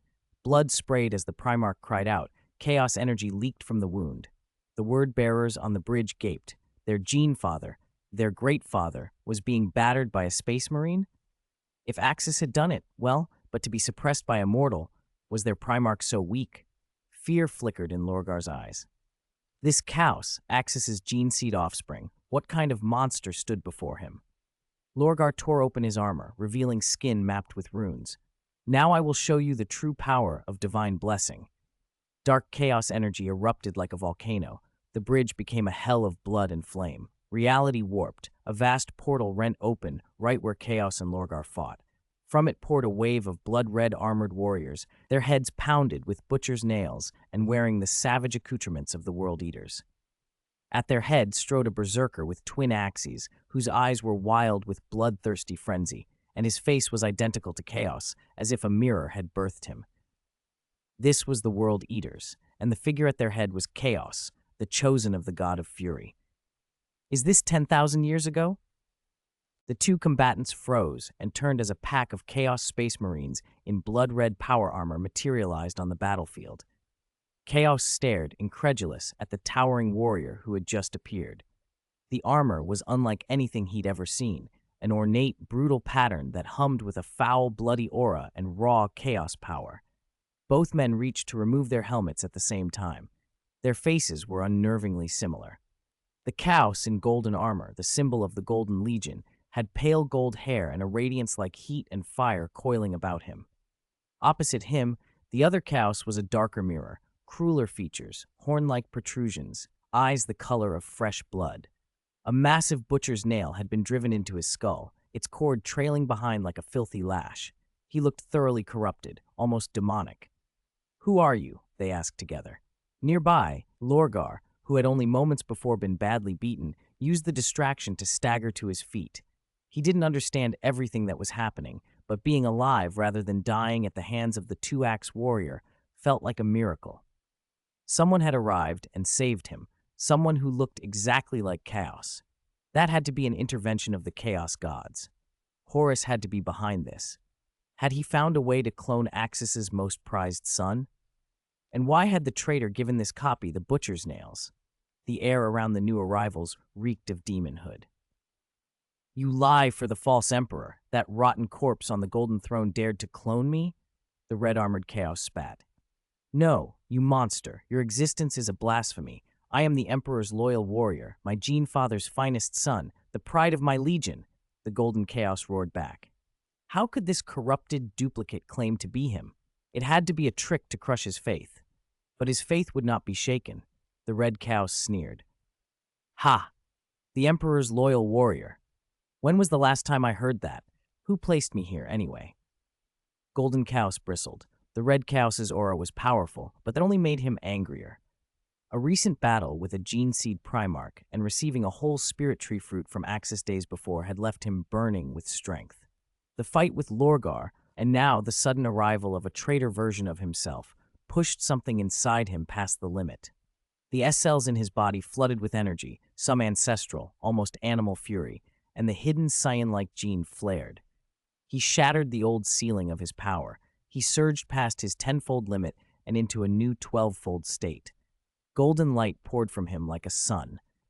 The red-armored Chaos hefted his rune-etched power axe, an unholy gift from the Chaos gods, and screamed, "Blood for the Blood God, skulls for the Skull Throne."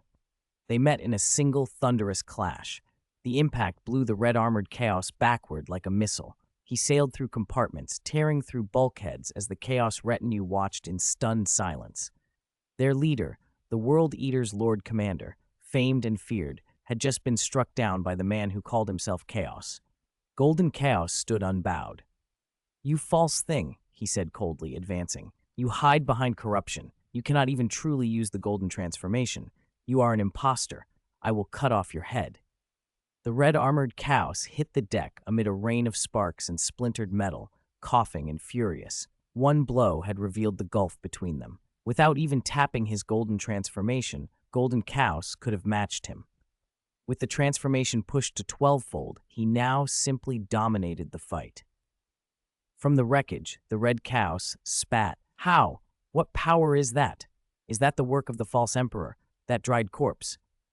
"You don't have Angron's gene seed," Golden Chaos interrupted. "You are not of our gene father." "How is that possible?" the red-armored one demanded, scrambling to his feet despite the damage. "Whose gene seed is this? What is this place?" Lorgar stepped forward, carefully, and supplied the only explanation he could. "Axis is a gene seed Primarch modified by the Emperor. Not forged like the others, he was a man the Emperor altered. Axis became our gene father, the Lord of the Golden Legion. Angron became a traitor. We are the Golden Knights, the 12th Legion, loyal to the Emperor." Chaos's face, already tight with rage, twitched as if struck. This was 10,000 years ago, the Great Heresy. In his own timeline, Angron had been the gene father of the World Eaters, and the Butcher's nails had ruined them all. Here, everything was wrong. His recollection of suffering and betrayal, the blood-soaked descendants of the World Eaters, the implantation of the Butcher's nails, it was not what had happened to this Chaos. This Chaos had been favored, loved by his gene father. He had never been driven mad by the nails. Worse, his counterpart's power, this golden radiance, surpassed even the strength Chaos now possessed after his fall. The bitterness of the contrast burned hotter than any wound. Around them, Golden Legion troops had gathered in force. The Word-Bearer's contingent among them lay nearly annihilated. A younger Golden Legion Marine peered at the stranger. "Captain Chaos, who is this man?" "He's a conspiracy of the Chaos gods," Chaos answered bluntly. "Karis, is it?" The red Chaos's eyes flicked to one of his own Chaos Marines. "You are Karis," he said, amused. The man removed his helmet, another snarling, demon-tainted face, similar to Chaos's, but more degenerate, more thirsting for blood. The revelation spread like wildfire. Among veterans of both legions, doubles began to appear, mirrored faces across helmets, like an echo from a darker, impossible world. Most of the duplicates were among the old warhounds, though some fledgling recruits showed uncanny counterparts as well. In an instant, the battlefield was no longer simply a contest of arms. It had become a collision of timelines, loyalty and heresy, identical faces split by different fates, while the two versions of Chaos regarded each other with a hatred made of history and what might have been. The situation aboard the ship had become dangerously complicated. Thousands of Chaos Space Marines swarmed the corridors. Among them were hundreds of familiar faces, duplicates, or rather the fallen, Chaos-corrupted versions of men the Golden Legion knew well. "Impossible, you damned traitors! Agents of the Chaos gods," someone shouted. "Lies, you won't corrupt us," another barked. "Despicable daemons of chaos, foul gods." The Golden Legionaries who faced their twisted doubles roared in righteous fury. Like Khorne and me, they were disgusted by what these corrupted reflections had become. "We're the ones who should be asking questions," Chaos said quietly. "We came here by no choice of ours and met normal versions of ourselves.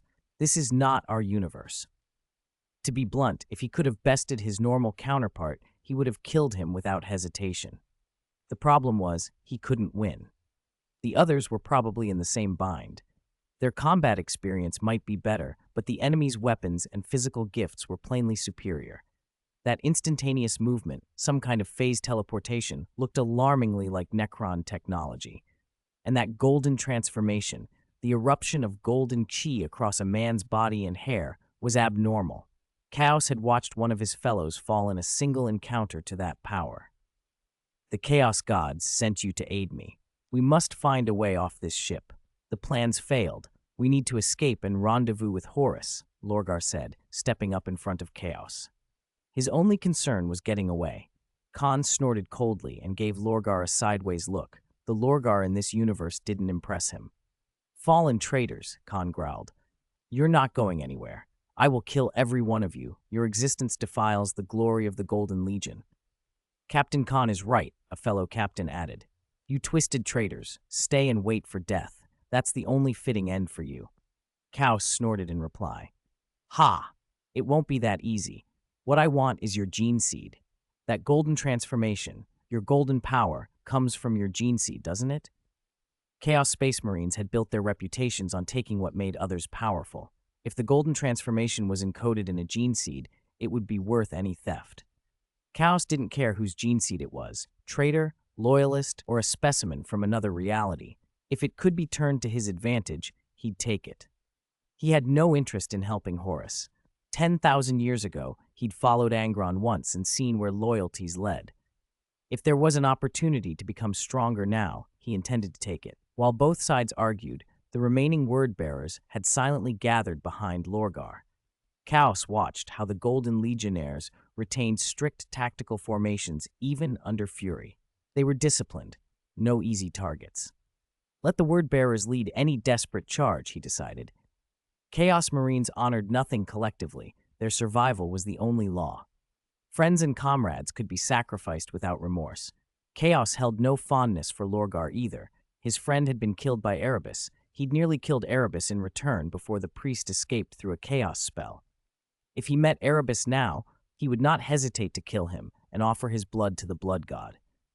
Prepare to break out, Chaos murmured into the warp, red eyes fixed on his golden glowing counterpart and a savage smile twisting his mouth.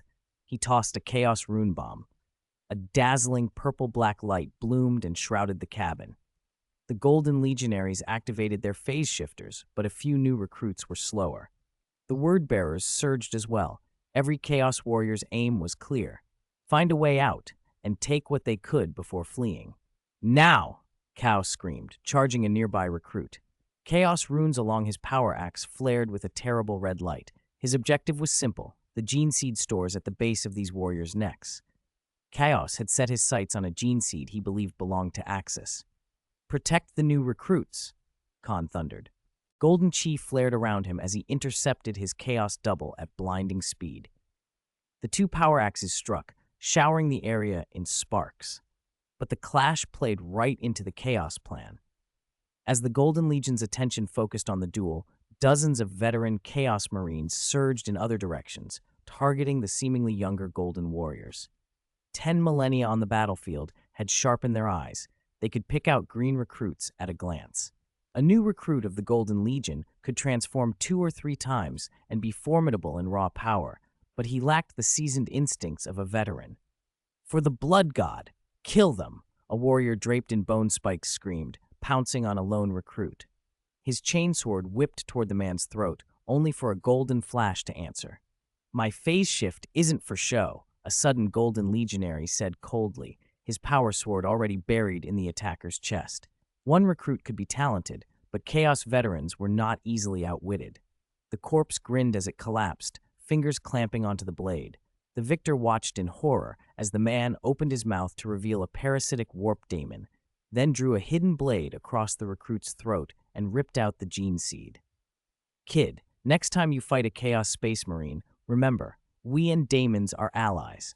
Sometimes warp daemons parasitize us, the veteran croaked with a warped laugh. The wounded Golden Legionary staggered back, clutching his neck, eyes blazing with anger at the veteran who had ambushed him. Several comrades dragged him into formation. The Legion's apothecary worked instantly, applying a special hemostatic device to staunch the bleeding. Thanks to the spirit tree fruit, Axis's purple gene vitality was tenacious. A neck wound like that was survivable unless the heart or head was destroyed. The Chaos Marine who'd stolen the gene seed brought it to Khan's side. Unlike the gray, pulpy gene seed the Chaos troops had seen before, this one shimmered faintly with a golden luster and was almost perfectly spherical. What a perfect gene seed. Beautiful, one Chaos Marine breathed. If we could harvest a few hundred of these, we'd all become Chaos champions. No, another countered, grinning. With a gene seed like that, the Chaos gods might favor us. Daemon princes, perhaps. Khan snorted. Wishful thinking. You don't understand the Gene Father's nature. He's our bane to the warp. His chi resists it. Without our Legion's method to activate it with chi, transplanting Lord Axis's gene seed would kill the recipient. Chaos's smile turned cold. He was already preparing to fall back. The Chaos didn't need to capture the ship to leave. A warp rift, and they would be gone. The Immaterium was home. Instantly, the fight dissolved into chaos. The word-bearers seized the opening and rushed for the transport pods under Lorgar's command.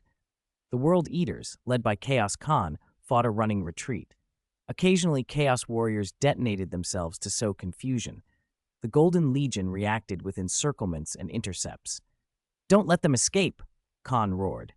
Then a golden light flared. A man with a Space Marine's build and spiky golden hair stepped before Chaos. He looked like every other Golden Legionnaire, and yet different. "I'm very interested in you," the newcomer said, voice flat. "Since you're here, you won't be leaving. Will you surrender willingly, or shall I break every limb?" Axis sneered. Parallel universes were getting stranger by the second. This confrontation, Chaos realized, had become far more dangerous, and the so-called Chaos Force small vendors might be more formidable than anyone had guessed. Axis's sudden arrival startled the Chaos Chosen. How had he appeared? There had been no psychic ripples. This was not a teleport. Axis hovered in the air, looking straight at the bloodthirsty figure before him, and said calmly, "You are Khan from another world, aren't you? Khan from 10,000 years hence." Seeing the butcher's nails driven into the man's skull and the unmistakable pattern of Angron's gene seed in his aura, Axis was sure. This was a Khorne-favored Chaos Chosen, Chaos exalted to a station that, in some ways, stood above even a Daemon prince. One could ascend to daemonhood by sacrifice and worship, but a Chaos Chosen was a different blessing entirely, the personal favor of a Chaos god. It conferred protections and boons that mere daemonhood did not. Axis thought of legends like Lucius, Slaanish's chosen, pulled back from death by the god's desire. That sort of favor was not earned lightly. The Chaos Chosen stared back, visibly shaken. Who are you?" he croaked. The moment he'd seen Axis, a deep animal terror had frozen every cell in him. The chaos in his blood even trembled at the sight. Axis smiled. "I am Axis, Lord of the Golden Legion. I am Khan's Gene Father." By then, most of the Golden Legion's gene seed sons had gathered, and seeing Axis made them all look. At that instant, the Golden Legion's Primarch, Khan himself, seized the opportunity to rush after Lorgar, who was trying to flee. Axis shot Khan a conspiratorial wink. "If you run now," I thought, "where would I put my face?" Khan understood. He snorted, contemptuous at the corrupt mirror of himself, then hefted his power axe and charged after Lorgar. Lorgar was Axis's personal quarry. The great Gene Father had assigned him this task. He would not fail.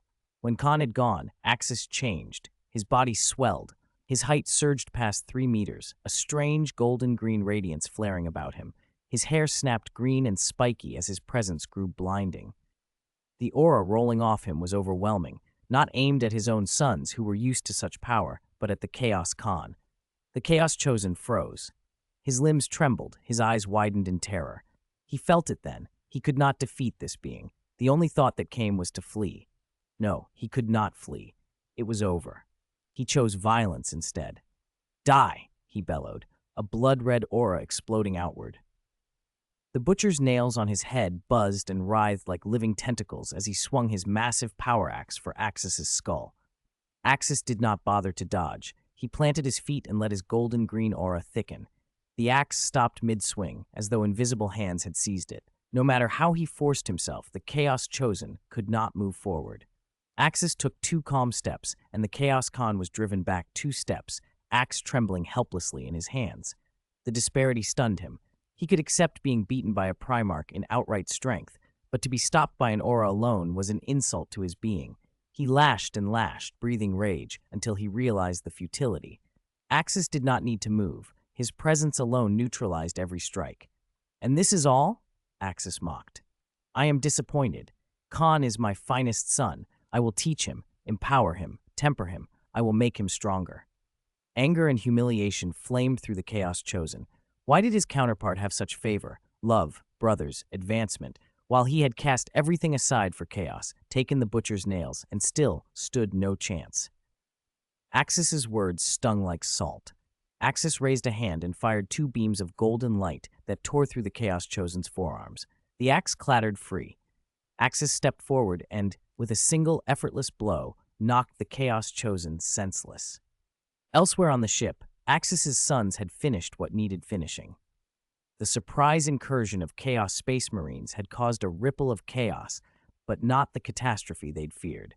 Axis's Gene Seed warriors were veterans of the Great Crusade, and their sons were of exemplary quality. The Golden Legion swept through the intruders. In the end, almost every Chaos Marine fell. Only the Chaos Chosen captured by Axis remained alive. Back in the cabin, Khorne, under the Golden Transform's 12-fold augmentation, was mercilessly punishing Lorgar. Even at 10-fold, he had dominated the weakest of Primarchs. At 12-fold, Lorgar had no answer. But Axis had ordered Lorgar taken alive, so Khorne cast aside his power axes and fought with his fists, crushing the Wordbearer with brutal, unmistakable contempt. "Is that all you've got? Where's your arrogance now?" Khorne laughed as an uppercut shattered Lorgar's jaw. Shards of tooth and corrupted blood speckled the cabin ceiling. The Wordbearer went crashing into the engine room like a rag doll.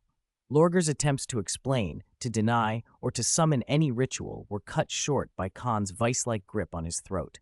He was thrown and pounded again and again, slammed to the deck and reared upon with savage punches. The proud Primarch's hymns and rhetoric meant nothing as he held his head and wailed like any broken animal. "I am a Primarch. Stop! Please!" he begged between blows. "You are a disgrace," Khorne snarled, grinding his boot into one of Lorgar's hands. Bone cracked audibly under the sole. "You dare call yourself a Primarch? You spit on the Emperor and on every Primarch." Lorgar lay bloodied and hollow-eyed. For a moment, he couldn't even tell who he was or why he'd come. He had thought to summon corrupted doubles of Khorne and the others. But the very sight of Axis, the bane of his schemes, had undone everything.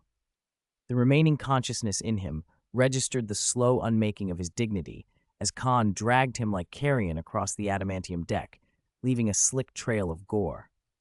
When Khorne threw the unrecognizable prize at Axis's feet, the last thing Lorgar saw through swollen lids was the Chaos Khorne, beaten, broken, limbs shattered, lying like a stray dog at Axis's feet. Axis placed a boot on Lorgar's face.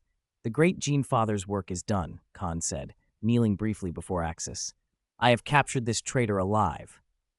"Good," Axis replied, cold as the grave.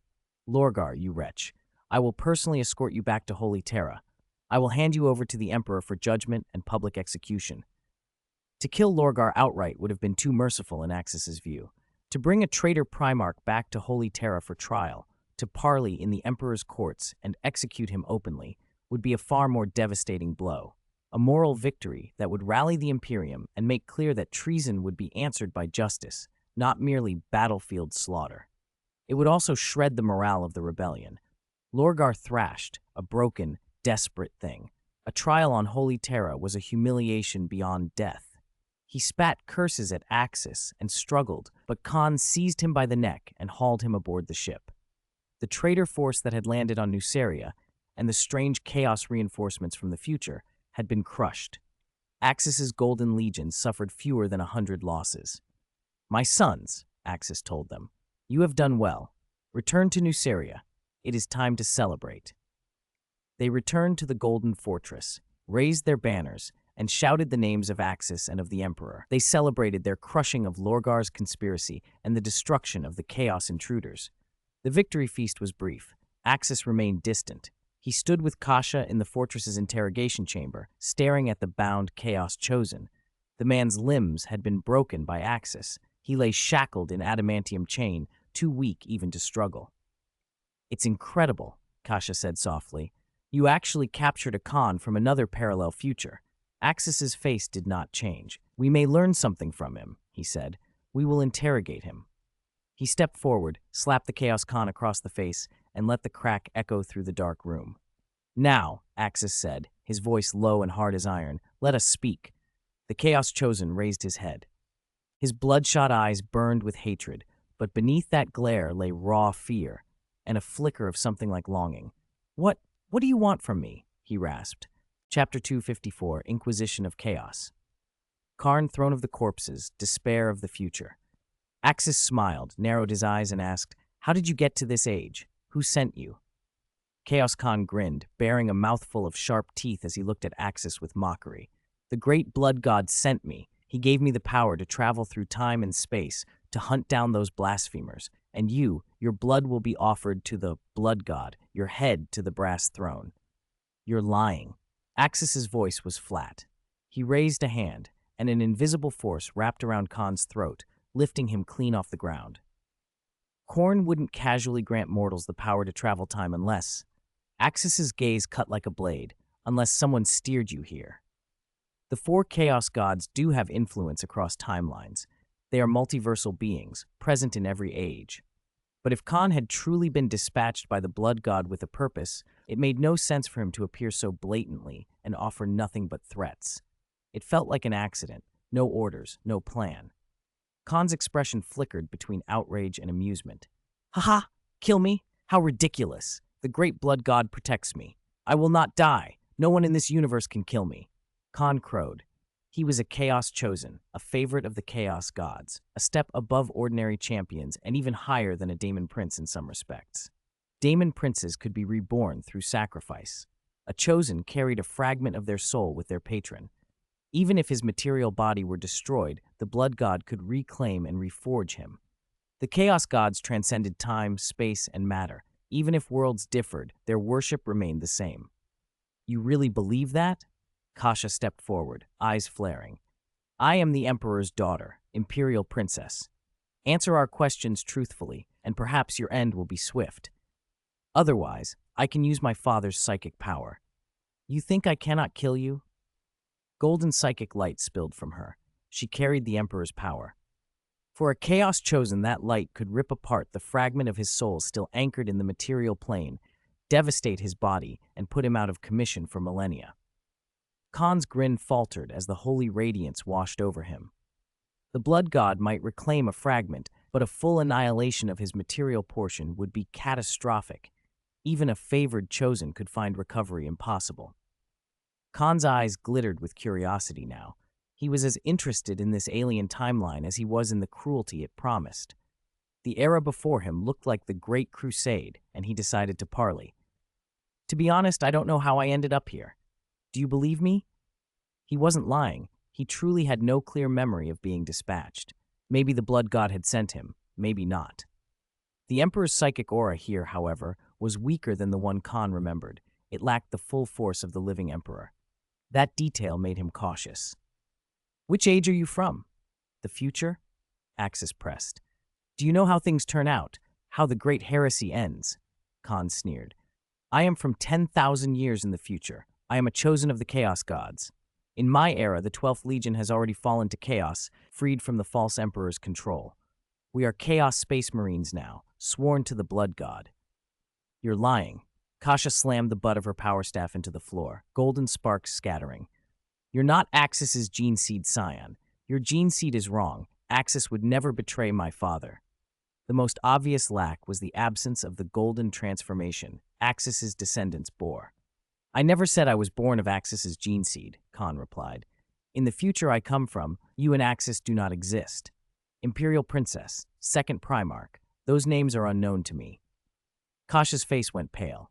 Axis, for his part, only watched. You mean the 12th Legion's Primarch in your era wasn't Axis? She asked. That's right. In the timeline I know, our 12th was once called the Warhounds. After Angron returned, he renamed us the World Eaters. Our father is Angron. That bit of history hit Kasha like a physical blow. Axis's existence, her own, erased. The implications crowded the air between them. Parallel universes can diverge, Axis said quietly. What happened to the 2nd and 11th Primarchs in your era? Which Primarchs betrayed the Emperor? Khorne rattled off names as if reciting scripture. Horus, Fulgrim, Angron, Mortarion, Lorgar, Alfarius, Conrad, Perturabo, and Magnus turned traitor. As for your 2nd and 11th, the Emperor erased them during the Rhydan War. Those legions simply never existed. Axis's face showed nothing, but inside he catalogued the differences. In Khorne's future, 2 Primarchs had been wiped from history. A traitorous Primarch here remained loyal, and the entire character of the 12th Legion was transformed. The change explained Axis's caution when he had already suspected Perturabo and Karl. Kasha's voice trembled when she spoke. What happened at the end of the heresy? Did the Emperor triumph? Was Horus slain? The Emperor didn't win, Khorne said, amusement curling his words. Nor did Horus. The battle left the Emperor neither dead nor living, forever trapped on the Golden Throne. Kasha's disbelief erupted. That's impossible. My father couldn't be beaten by Horus. He was not simply beaten, Khorne replied. The struggle destroyed them both. The Emperor sits on the throne, a decaying husk, an eternal corpse. Axis's expression remained composed. He had suspected the Emperor's fate already. It was a knowledge shared, even accepted in some corners. Kasha, however, looked as if the floor had been ripped out from under her feet. The idea that her father would become a rotting idol, the galaxy ruled by a corpse upon a throne, made her recoil. If the future is as you say, she said, voice low and fierce, then we can change it. My father does not have to end that way. Khorne laughed, a harsh, mirthless sound. Do you think you can fight fate? Do you think you can change the inevitable? How vain. The Emperor will sit upon the Golden Throne and become the Corpse Emperor. The galaxy will rot. The Imperium will become the very thing you fear most. Humanity's future is decay and war. Only the Chaos Gods bring true salvation.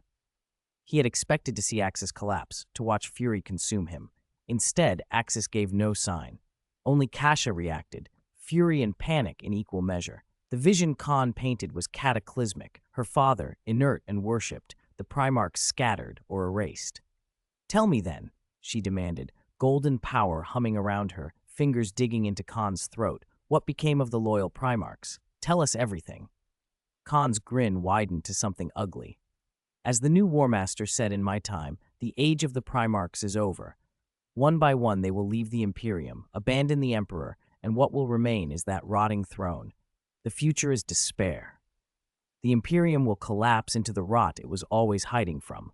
Only chaos offers salvation. He laughed then, a cold sound that echoed through the chamber, and left the 3 of them staring at the darkness beyond the reach of Kasha's golden light. Chapter 255. The so-called destiny can also be in your own hands. Kasha felt her hands and feet go cold. All the Geneseed Primarchs had vanished. What had just happened? Could it be that in this war, all the Primarchs would hold Horus in a stalemate, or even perish together? No, that couldn't be right. Their world did not include Axis, and the tally of traitorous Primarchs was wrong. Her universe would never slide into that cold, dark future. What Axis had described was only what had happened in his world. In her universe, she and Axis existed. Magnus and Perturabo had not betrayed the Emperor. Perhaps, Axis said, and a golden aura surged over him. But I will not let scum like you sully my age. He raised his hand, and a searing light condensed in his palm. Axis intended to obliterate the Chaos chosen. Chaos, then and there. A sliver of madness flashed in Chaos's eyes. He thrashed, the butcher's nails in him screaming with the effort. Blood for the blood god, skulls for the brass throne. Do it! Kill me! Chaos howled. Death didn't frighten him. Being killed by Axis was preferable to falling to Kasha. He still had a soul shard lodged on the brass throne. Even if the Emperor himself arrived, he wouldn't be able to cleanse him, aside from the Emperor 10,000 years hence, perhaps. Axis hesitated, ready to strike. He had learned much from the intruder. The one thing he most wanted to know, the mastermind, remained unknown. Without that, the Chaos Chosen's value dwindled. Wait, Axis, Kasha snapped, stepping between them. He's a very important lead. Maybe we should bring him back to Holy Terra and hand him over to the Emperor for disposal, or to Macario. Information from 10,000 years later was too significant to discard. She distrusted the bleak, inevitable future Chaos described, but the claim that the Primarchs would abandon the Emperor and the Imperium could not be ignored. All right, Axis said at last. We'll detain him for now, but we must take turns watching him. He's dangerous. If he gets any opportunity, he could cause a catastrophe." A Chaos Chosen was no joke. Mere mortals standing near him would be tainted and warped. Psychers could collapse and become flesh rifts. Even ordinary Astartes risked immediate corruption from the warp energies clinging to chaos. The only ones present who could resist that corruption were Kasha, Axis, and perhaps Matter, who fought on the front. Chaos's own gene seed might help as well, but prudence said both Axis and Kasha should guard him. "Understood," Kasha replied. "And we can't take Lorgar lightly either. Let's wrap this up fast and get both of them to Holy Terra." "We still need to stop by Makraj," Axis said. "Don't you want to see your son?" "Right now the Horus Heresy is the priority," Kasha answered. "We'll have time to visit him later. He'll understand." They both knew the gravity of their task. One prisoner was a traitor Primarch, the other a harbinger from a ruined future. Both had to be delivered to Terra immediately. Axis sighed. A visit to his son would have to wait. Traveling through the Eldar webway with the Dawn Star wasn't lengthy. A round trip would be less than a month. But what was Horus doing now? Would the siege of Terra in that timeline still happen? With Axis's presence, would Horus dare to attack Terra at all? "I'll place a psychic ward on him to keep his corruption from spreading," Kasha said, raising her staff. A shimmering field wrapped around Chaos, isolating him and preventing the chaos energies from leaching into the surroundings.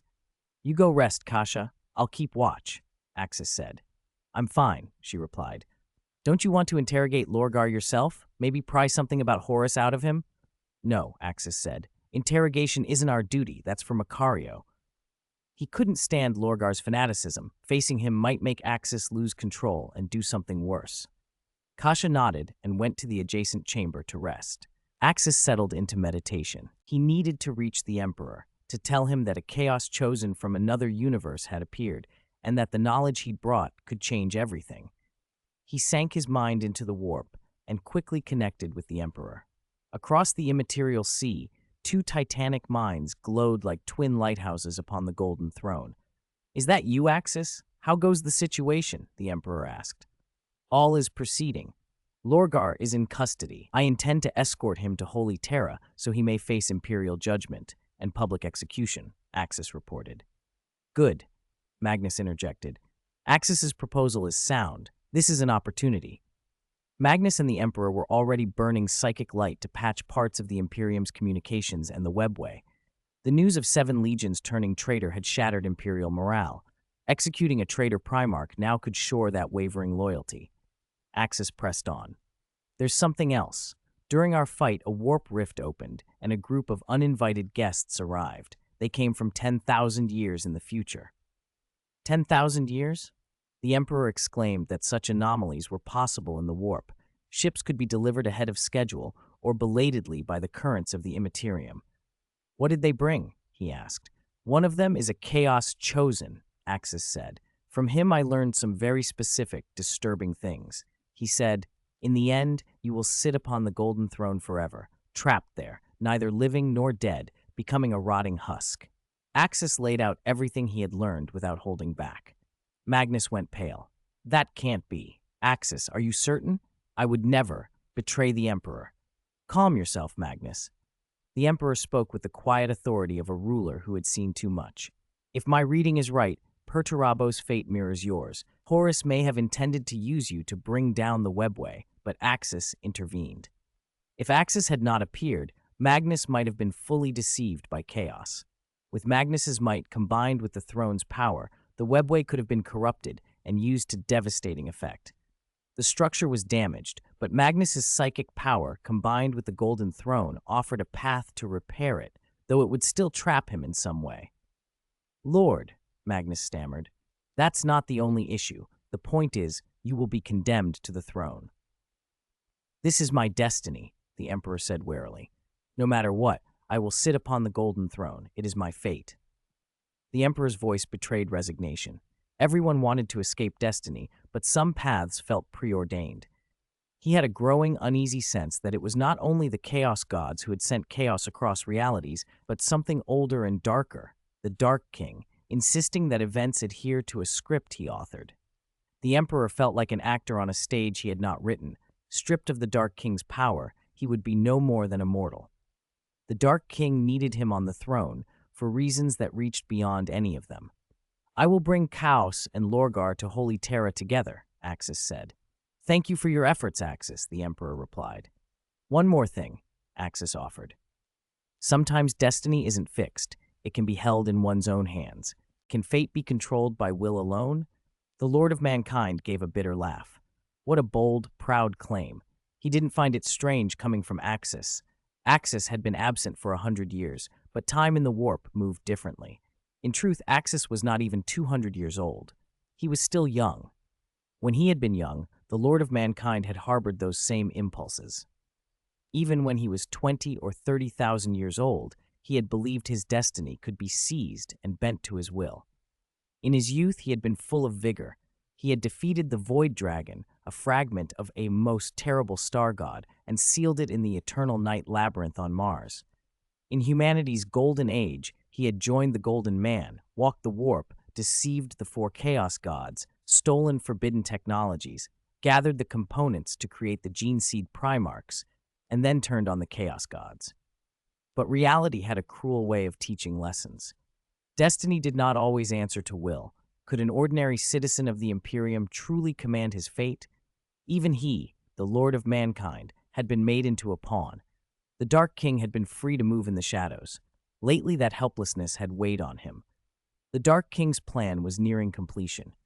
Even if Axis twisted some threads of fate, the Emperor remained trapped upon the Golden Throne. If he left, the Webway project would fail. The warp would swallow them. He and Magnus not only had to rebuild the Webway, they had to weave psychic barriers against demonic incursions and keep the Astronomicon lit. 1,000 Psykers' souls were burned every day.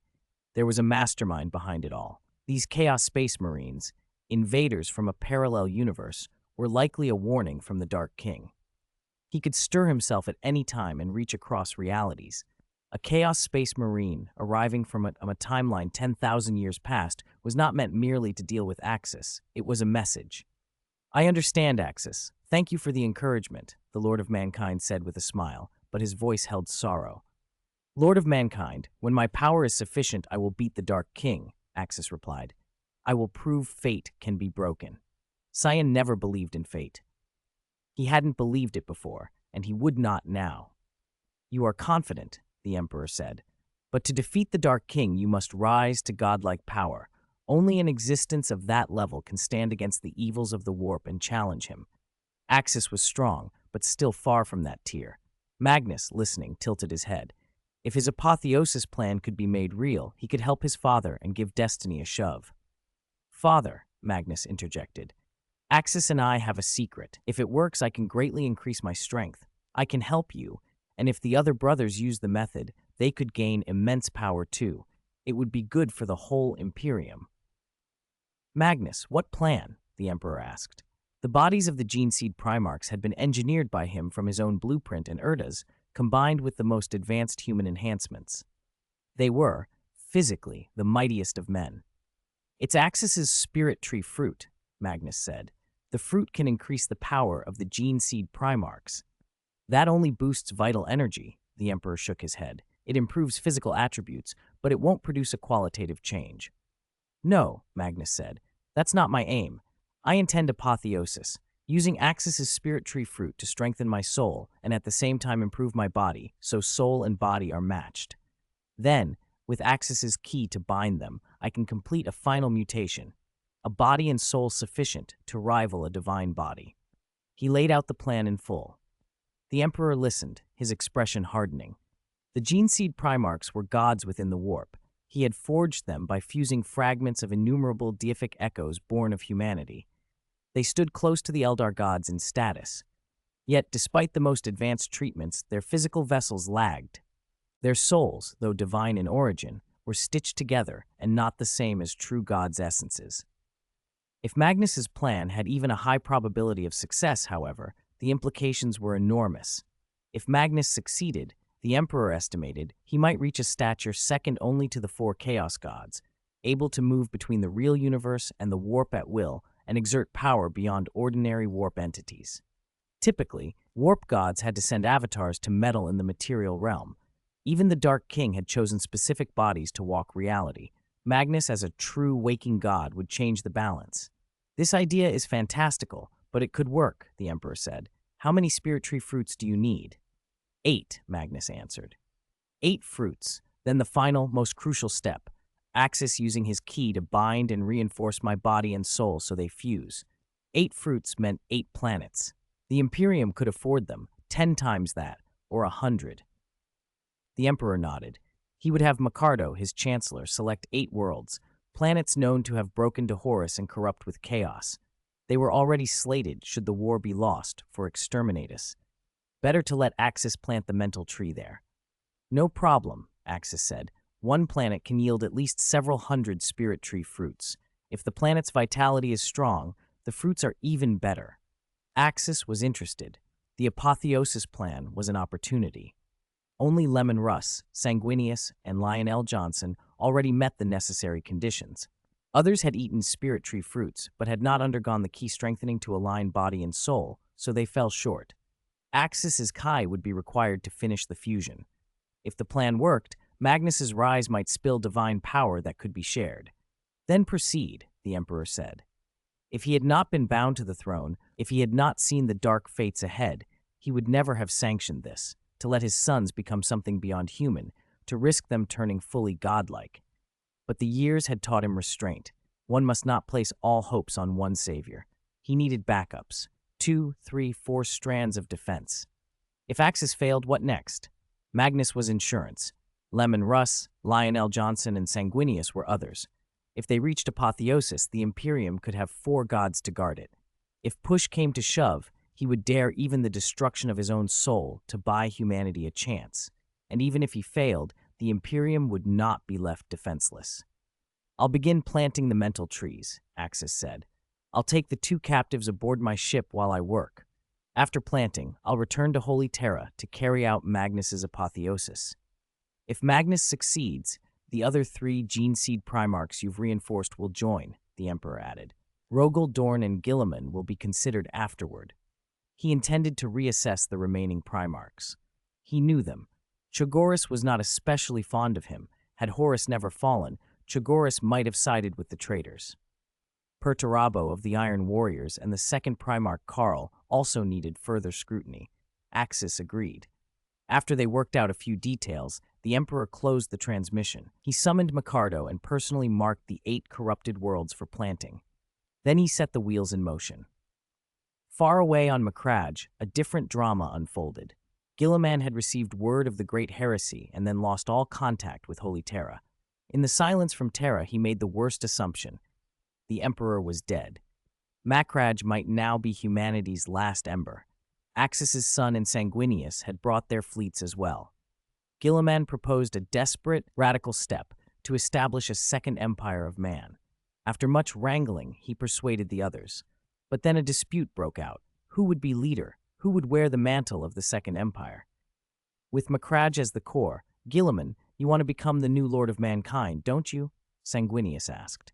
No, Guilliman replied. I will not be the sovereign. I will be the political director of the new Imperium, overseeing civil governance. Sanguinius, you will be the military director, the regent in all martial matters. Nearby stood a man 2 meters 3 in height, his face roughly 8/10 like Axis's. He spoke then. Uncle Guilliman, I believe in you. If Grandfather has fallen, the Imperium needs someone to take charge and continue to lead. That person should be you. Sanguinius agreed. Against all ego and ambition, Guilliman insisted he would not take the throne. No, Guilliman said flatly. The Emperor of the Second Empire will not be me. It will be you, the son descended from the Lord of Mankind's true bloodline. You are the child of the Emperor's daughter, his rightful inheritor. If anyone should inherit the Imperium, it should be you. You have strength on par with a gene seed Primarch and a lifespan that outstrips many of us. If someone must carry humanity forward, it must be you, not I. Even without Axis's son in the picture, Guilliman would have nominated another. He could not accept the role himself. To take it would be to risk repeating the crimes of the Great Heresy. How can this be? Me, Emperor of the Second Empire? The son of Axis asked, stunned. Gilliman and I will help you, Sanguinius said, clapping the young man on the shoulder. We will help you defeat Horus and avenge the Lord of Mankind. The notion of placing the true bloodline of the Lord of Mankind at the head of the Second Empire felt right to them. The Geneseed Primarchs were also of the Emperor's line, in a sense, but this was different. This was direct descent. For now, at least, the future of humanity would be placed in that young man's hands. The son of Axis, Kratos, stared at the resolute faces of his two Primarch uncles, his Adam's apple bobbing as he struggled for words. He had never expected their support for him to become the emperor of a new imperium. He had never imagined he would stand at such a historic crossroads. His father missing for a century, his mother in a coma, his grandfather's fate uncertain, and suddenly the weight of human civilization pressing down on him. He was not even 100 years old, and he had been counting the days until his mother's expected awakening when she would formally name him. The thought that he might have to claim a throne terrified him. "I don't even have a proper name," he said with a bitter smile, tracing the golden veins on his forehead, the mark of the Emperor's bloodline. "The Emperor calls me grandson. Micardo calls me your highness. The Legion's warriors whisper that I am the true golden bloodline, the strongest son of Axis. I never thought of inheriting the Imperium. My grandfather is immortal. He doesn't need an heir. Who would have imagined that a routine mission would explode into civil war? Horus, trusted by the Emperor, loved and respected by fellow Geneseed Primarchs, even admired by Kratos himself, had launched the Great Heresy. Many Primarchs had followed him into rebellion. They had learned of the betrayal only when an unexpected ship arrived with the news. At first, Gilliman, Sanguinius, and Kratos had refused to believe it. Horus's treason seemed impossible. "A name is not the point," Gilliman said, spreading a holographic star map. The territory of Ultramar's 500 worlds shimmered under his hand. "What matters is the responsibility in your blood. You are of the Emperor's true line. Your claim is legitimate. Your psychic talent ranks only behind Magnus, hardly less than your mother's." "Gilliman is right," St. Giles added. "We will stand with you as your right hands and help you defeat Horus. Holy Terra is very likely in rebel hands. Your mother could be in grave danger. Perhaps you should give yourself a name and a title." Kratos bristled. "But Uncle Gilliman, St. Giles, how can we navigate the warp? The Immaterium is in violent turmoil. Can we even keep the Ultramar 500 worlds linked? We can't build an empire in name if we're stuck with just Macragge." "I anticipated that," Gilliman said. "During the Great Crusade, I recovered a very peculiar ancient device. With modifications, it can serve as a lighthouse in the warp, an astronomicon of our own. Erect that beacon, and it will pierce the storms. For the Ultramar sectors and the surrounding few hundred light years, we can carve out a safe corridor." Gilliman had possessed the device long before the heresy. It was not of human origin, something he could not reveal in this crisis, but it would do the job.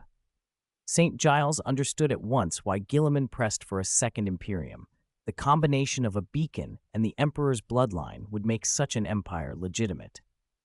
"I will announce you openly," Gilliman continued. "Like you, St. Giles and I were raised by Miss Udun. You've been trained on Macragge. I believe you can be a great leader. I will help you take the throne." Kratos inhaled deeply and nodded. "If someone must step forward, I will. I will shoulder my grandfather's burden, and my father's, if it means saving humanity." "Then begin preparations," Gilliman ordered. "We will light the Pharos, the lighthouse of the Second Empire, and found a second Imperium of man centered on Macragge and Ultramar." Under Gilliman and St. Giles's direction, 3 months passed in a blur of planning and prayer. Then the Pharos was ignited. From Macragge, a silver-white beam stabbed into the Immaterium, a giant warp lighthouse that rivaled the Astronomicon on Terra. Its light rippled through the warp and re-established navigation for Imperial vessels across hundreds of light years. Worlds and ships that had been cut off began to reassert contact with Macragge. The beacon did not go unnoticed beyond the galaxy. Predatory entities, ravenous for the psychic warmth of such a signal, turned their gazes toward it. Closer to home, the light drew the attention of the Emperor and Magnus. The gods of the warp had, until now, obscured Macragge from their sight.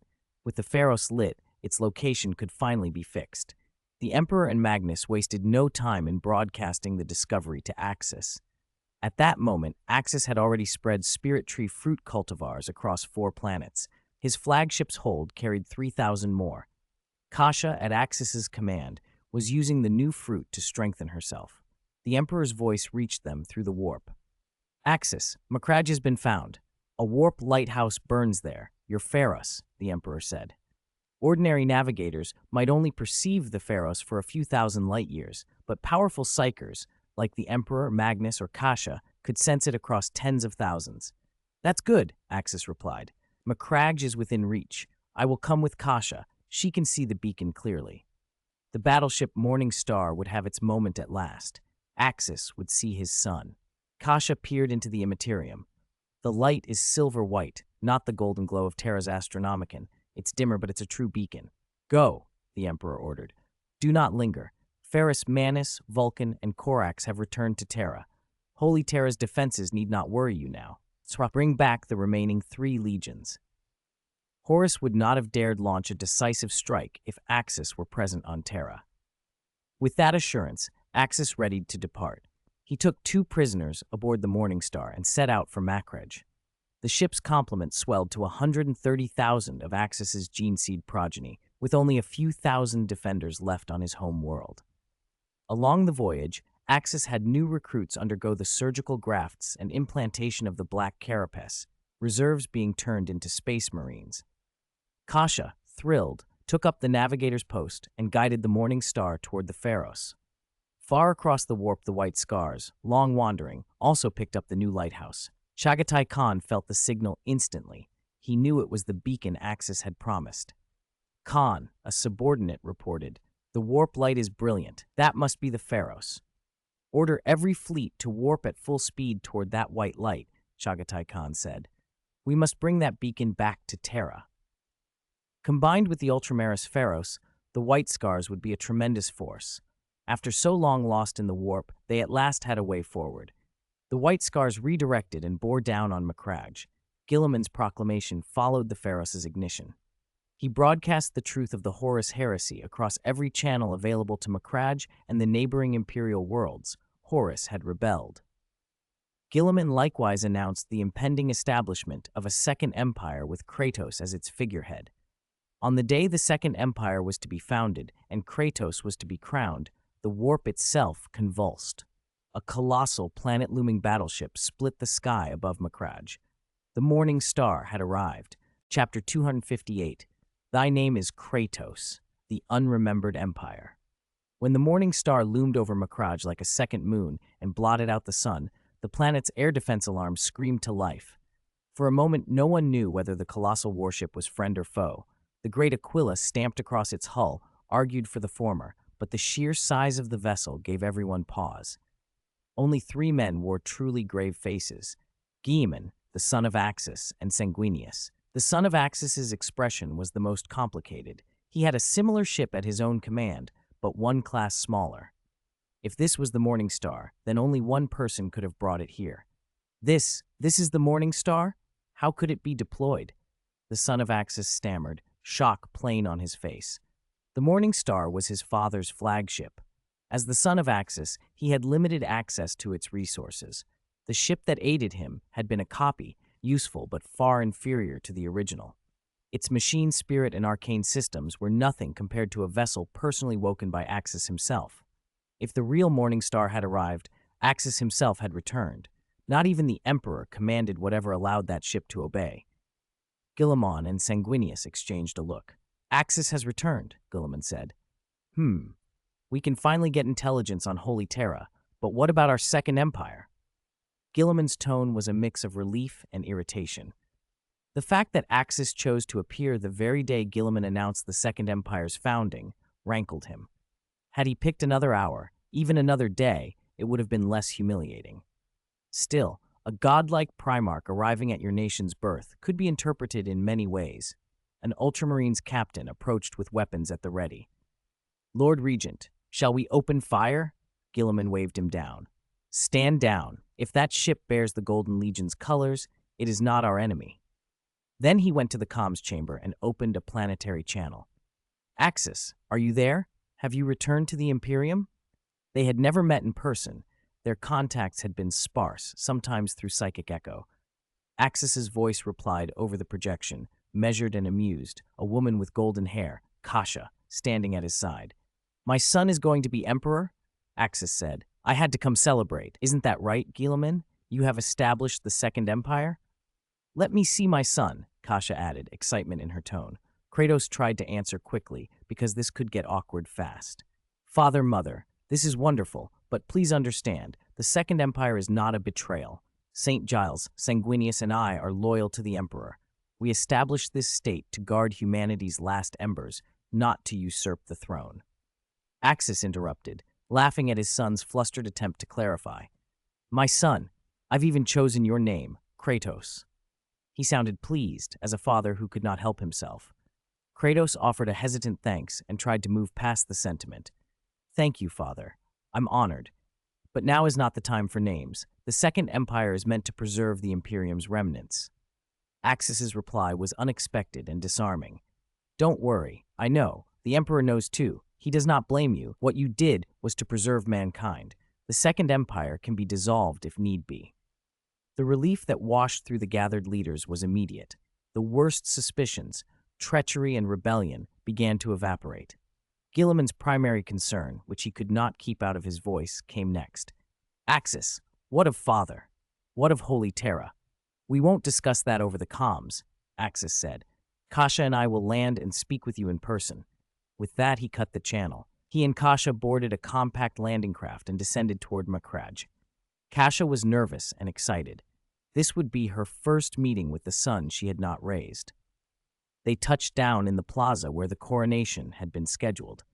The ceremony's attendees, citizens and officials alike, were shepherded away, bewildered. The enthronement was postponed. The sudden arrival of a Primarch was a disruption beyond protocol. For the people of Makraj, the timing was awkward, but not entirely unwelcome. Their allegiance had always been to Lord Guilliman, who, after all, shared blood with the Emperor. Most civilians could not parse the finer distinctions between true bloodlines and gene seed primacy. When Kratos stepped forward toward his parents, Kasha barreled into him and embraced him first. He had meant to rush to his father, but his mother got there first, and for a heartbeat, Kratos' composed demeanor cracked. Mother, he said with a nervous laugh, I used to visit your chamber on Holy Terra. I thought, when you were in that coma, there was a power I recognized. One was Father's, and the other, I wasn't certain. Now I know. Axis came next, folding both mother and son into his arms. He shifted up, filling out a more imposing form that rose to over 3 meters. His presence was unmistakable. Kratos, about half a head taller than his father in his base form, felt tears come unbidden. Father, mother, I've dreamed so many times of this. Axis chuckled, glancing at Guilliman. When I first heard you existed, I was surprised. To be honest, I never imagined being a godfather to, he grinned, to that fellow Guilliman. Guilliman answered with a dry, embarrassed voice. Some things are better left unsaid, Axis. I could do without you as an adoptive father. Kratos interjected, eager to diffuse the awkwardness. My mother was very kind to me. She was with me as I grew. Axis laughed. Then bring your adoptive mother to visit. I'll send her a gift, a spirit tree fruit. She'll live as long as any gene seed Primarch, a different sort of immortal. After a short time to greet and marvel, Guilliman and Sanguinius led Axis and Kasha into the fortress to speak in private. Guilliman put aside the small jokes and asked the question that weighed on everyone's mind. Tell us about Holy Terra. Tell us about Horus. Why did he rise in rebellion? Axis's face hardened. It went like this. Horus betrayed the Emperor. He was turned. He persuaded Fulgrim, Mortarion, Alfarius, Lorgar, and Conrad to join him. Open war broke out on Istvan III and then Istvan IV. The Salamanders, Raven Guard, and Iron Hands were crippled in the fighting. If the other legions had been able to return in force, they could have suppressed the rebellion, but Horus was corrupted by chaos completely. Guilliman's voice was tight. Horus corrupted by chaos. It's hard to accept. Axis nodded. It is. I left half a year ago and sent word for reinforcements. I ordered Chagatai Khan to come to your side before the worst erupted. He looked to Guilliman. Has he arrived? Guilliman frowned. Chagatai? No word. He may still be wandering the warp. The possibility hung in the air like a threat. Even with Axis's arrival, the Imperium was not whole. The galaxy had already been cleaved by betrayal and by forces no single Primarch could yet contain. The Morning Star's shadow remained over Macragge, a reminder that the war for humanity's future had only intensified. Guilliman shook his head. Chagatai Khan had never set foot in the 500 worlds of Ultramar, nor even come near them. If he had appeared in any nearby system, they would have known at once. He would not come here to build some so-called Second Empire and invite humiliation on himself. Father, we have no reports of Imperial ships coming anywhere near the Ultramar system, Kratos said. There's no trace of Chagatai Khan either, Kratos added to Axis.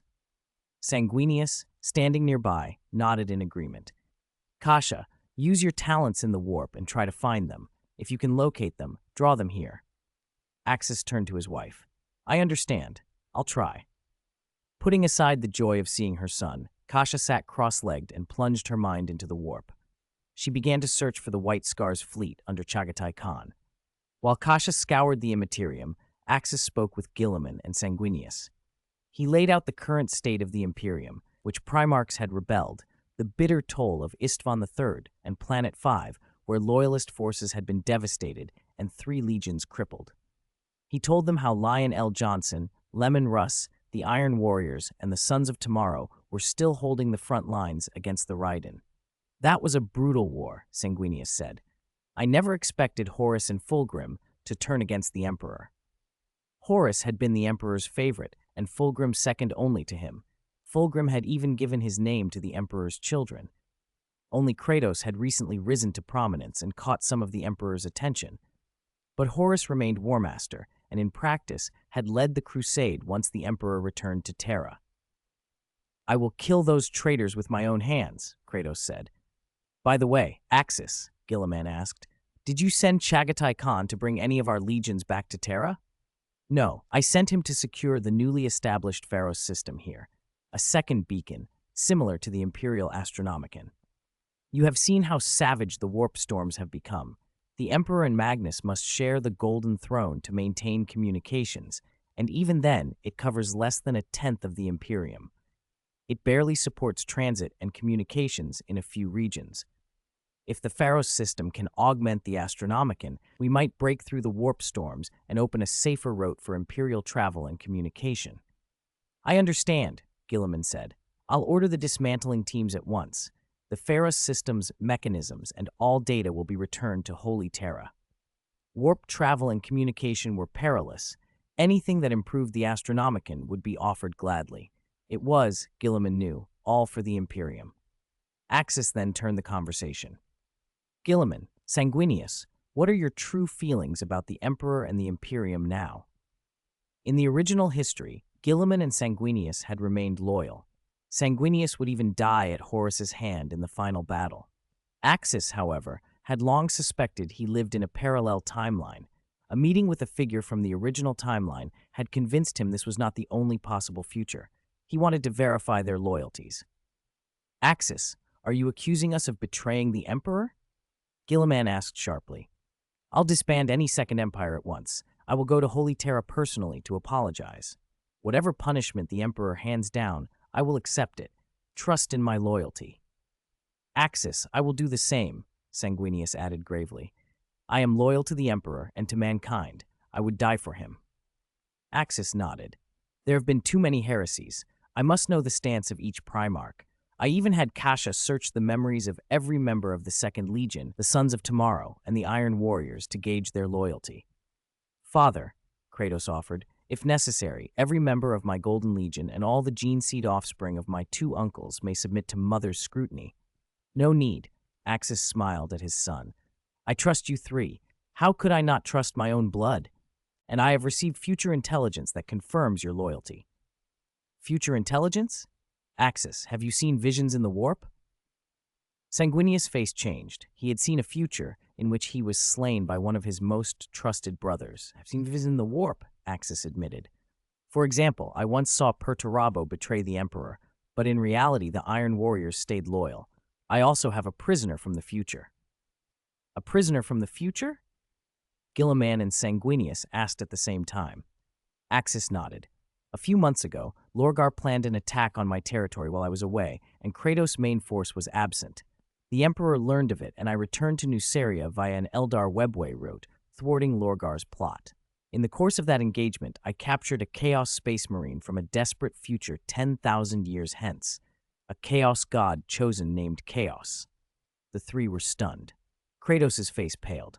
Father, that Chaos, do you mean Chaos, my first captain? No, this is not the Chaos you know. That Chaos was always my gene seed offspring, loyal to the Golden Legion. He even captured Lorgar once. The Chaos I captured is from a different timeline and a very different life. In that dark future, he was an Angron gene seed scion. Axis recounted the engagement in more detail. Guilliman blinked. You captured Lorgar yourself? Yes, Lorgar is my prisoner. I intend to escort him to Holy Terra for the Emperor's judgment. Sanguinius let out a long breath. That is good news. The traitor will answer for his betrayal. Axis's power was formidable. His finest gene seed offspring could defeat a Primarch. Guilliman leaned forward. Axis, do the Emperor and Sanguinius want me to launch a crusade against Horus now? Between our 3 legions, we number well over 600,000. If Macragge's simplified gene seed methods can be used, we could raise vast forces quickly. If I knew where Horus was, I would not need you, Axis said with a helpless shrug. I could go alone and end him. The problem is, he is using the warp itself, vanishing through storms. He reveals himself only when he chooses to. He is impossible to pin down. Perhaps once our Pharos system links to the Astronomicon on Holy Terra and the whole communication network is unified, we will be able to detect him, Guilliman suggested. That's what I hope. In the meantime, I need you two to escort the special prisoner to Holy Terra. The 2 of us will escort the prisoner? Sanguinius asked. What about Axis, Kratos, and Kasha?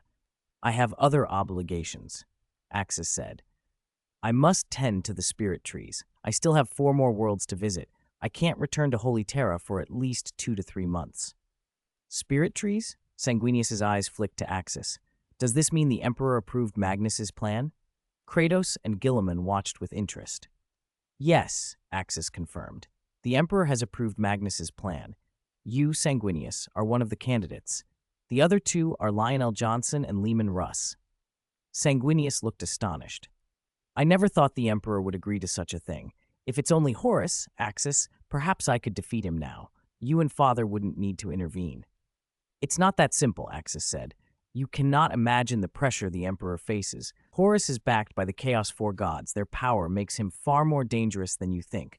Only the Emperor, and for stability, can hope to oppose him. In the final confrontation, Horus became a conduit for the Chaos powers. The Emperor prevailed, but not without terrible cost. There are still darker forces at work, the Dark King behind the scenes, who seeks the Emperor on the throne. Sanguinius bowed his head. I understand. Guilliman and I will return to Holy Terra. Axis turned to Kratos. One more thing. The Emperor has decided you will receive Primarch treatment. You will have your own legion, split from my Golden Legion. 150,000 of your warriors will form the core of the new legion, drawn from the Golden Legion. Kratos' chest swelled. I understand, Father. He had known, in some fashion, that his father's gene seed offspring could become his force. He accepted the honor without pressing for more about Magnus's plan. Think of a name for your new legion. Kratos smiled. My legion will be called the Sons of Axis. As soon as his grandfather, the Emperor, first told him about it, Kratos had already chosen a name. His legion would be called the Son of Axis. He had been treasured by his grandfather. Though he was not a gene seed Primarch and lacked gene seed, the Emperor had given him almost the same privileges and status as a Primarch. Son of Axis. Fine, that will do, Axis said, stroking his chin and nodding at his son. Naming customs in the Imperium could be peculiar. Emperor's children, sons of Horus, and now the son of Axis, a sub-legion born from the Golden Legion. Father, I will reselect a homeworld for my legion. I will not disappoint you. I will carry on the spirit of the Golden Legion, Kratos said with fierce determination. I believe you can. In the 100 years I was away, you've proven yourself. Under your command, the Golden Legion is no weaker than any legion led by a gene seed Primarch. As for a homeworld, though, why not stay on Nuceria?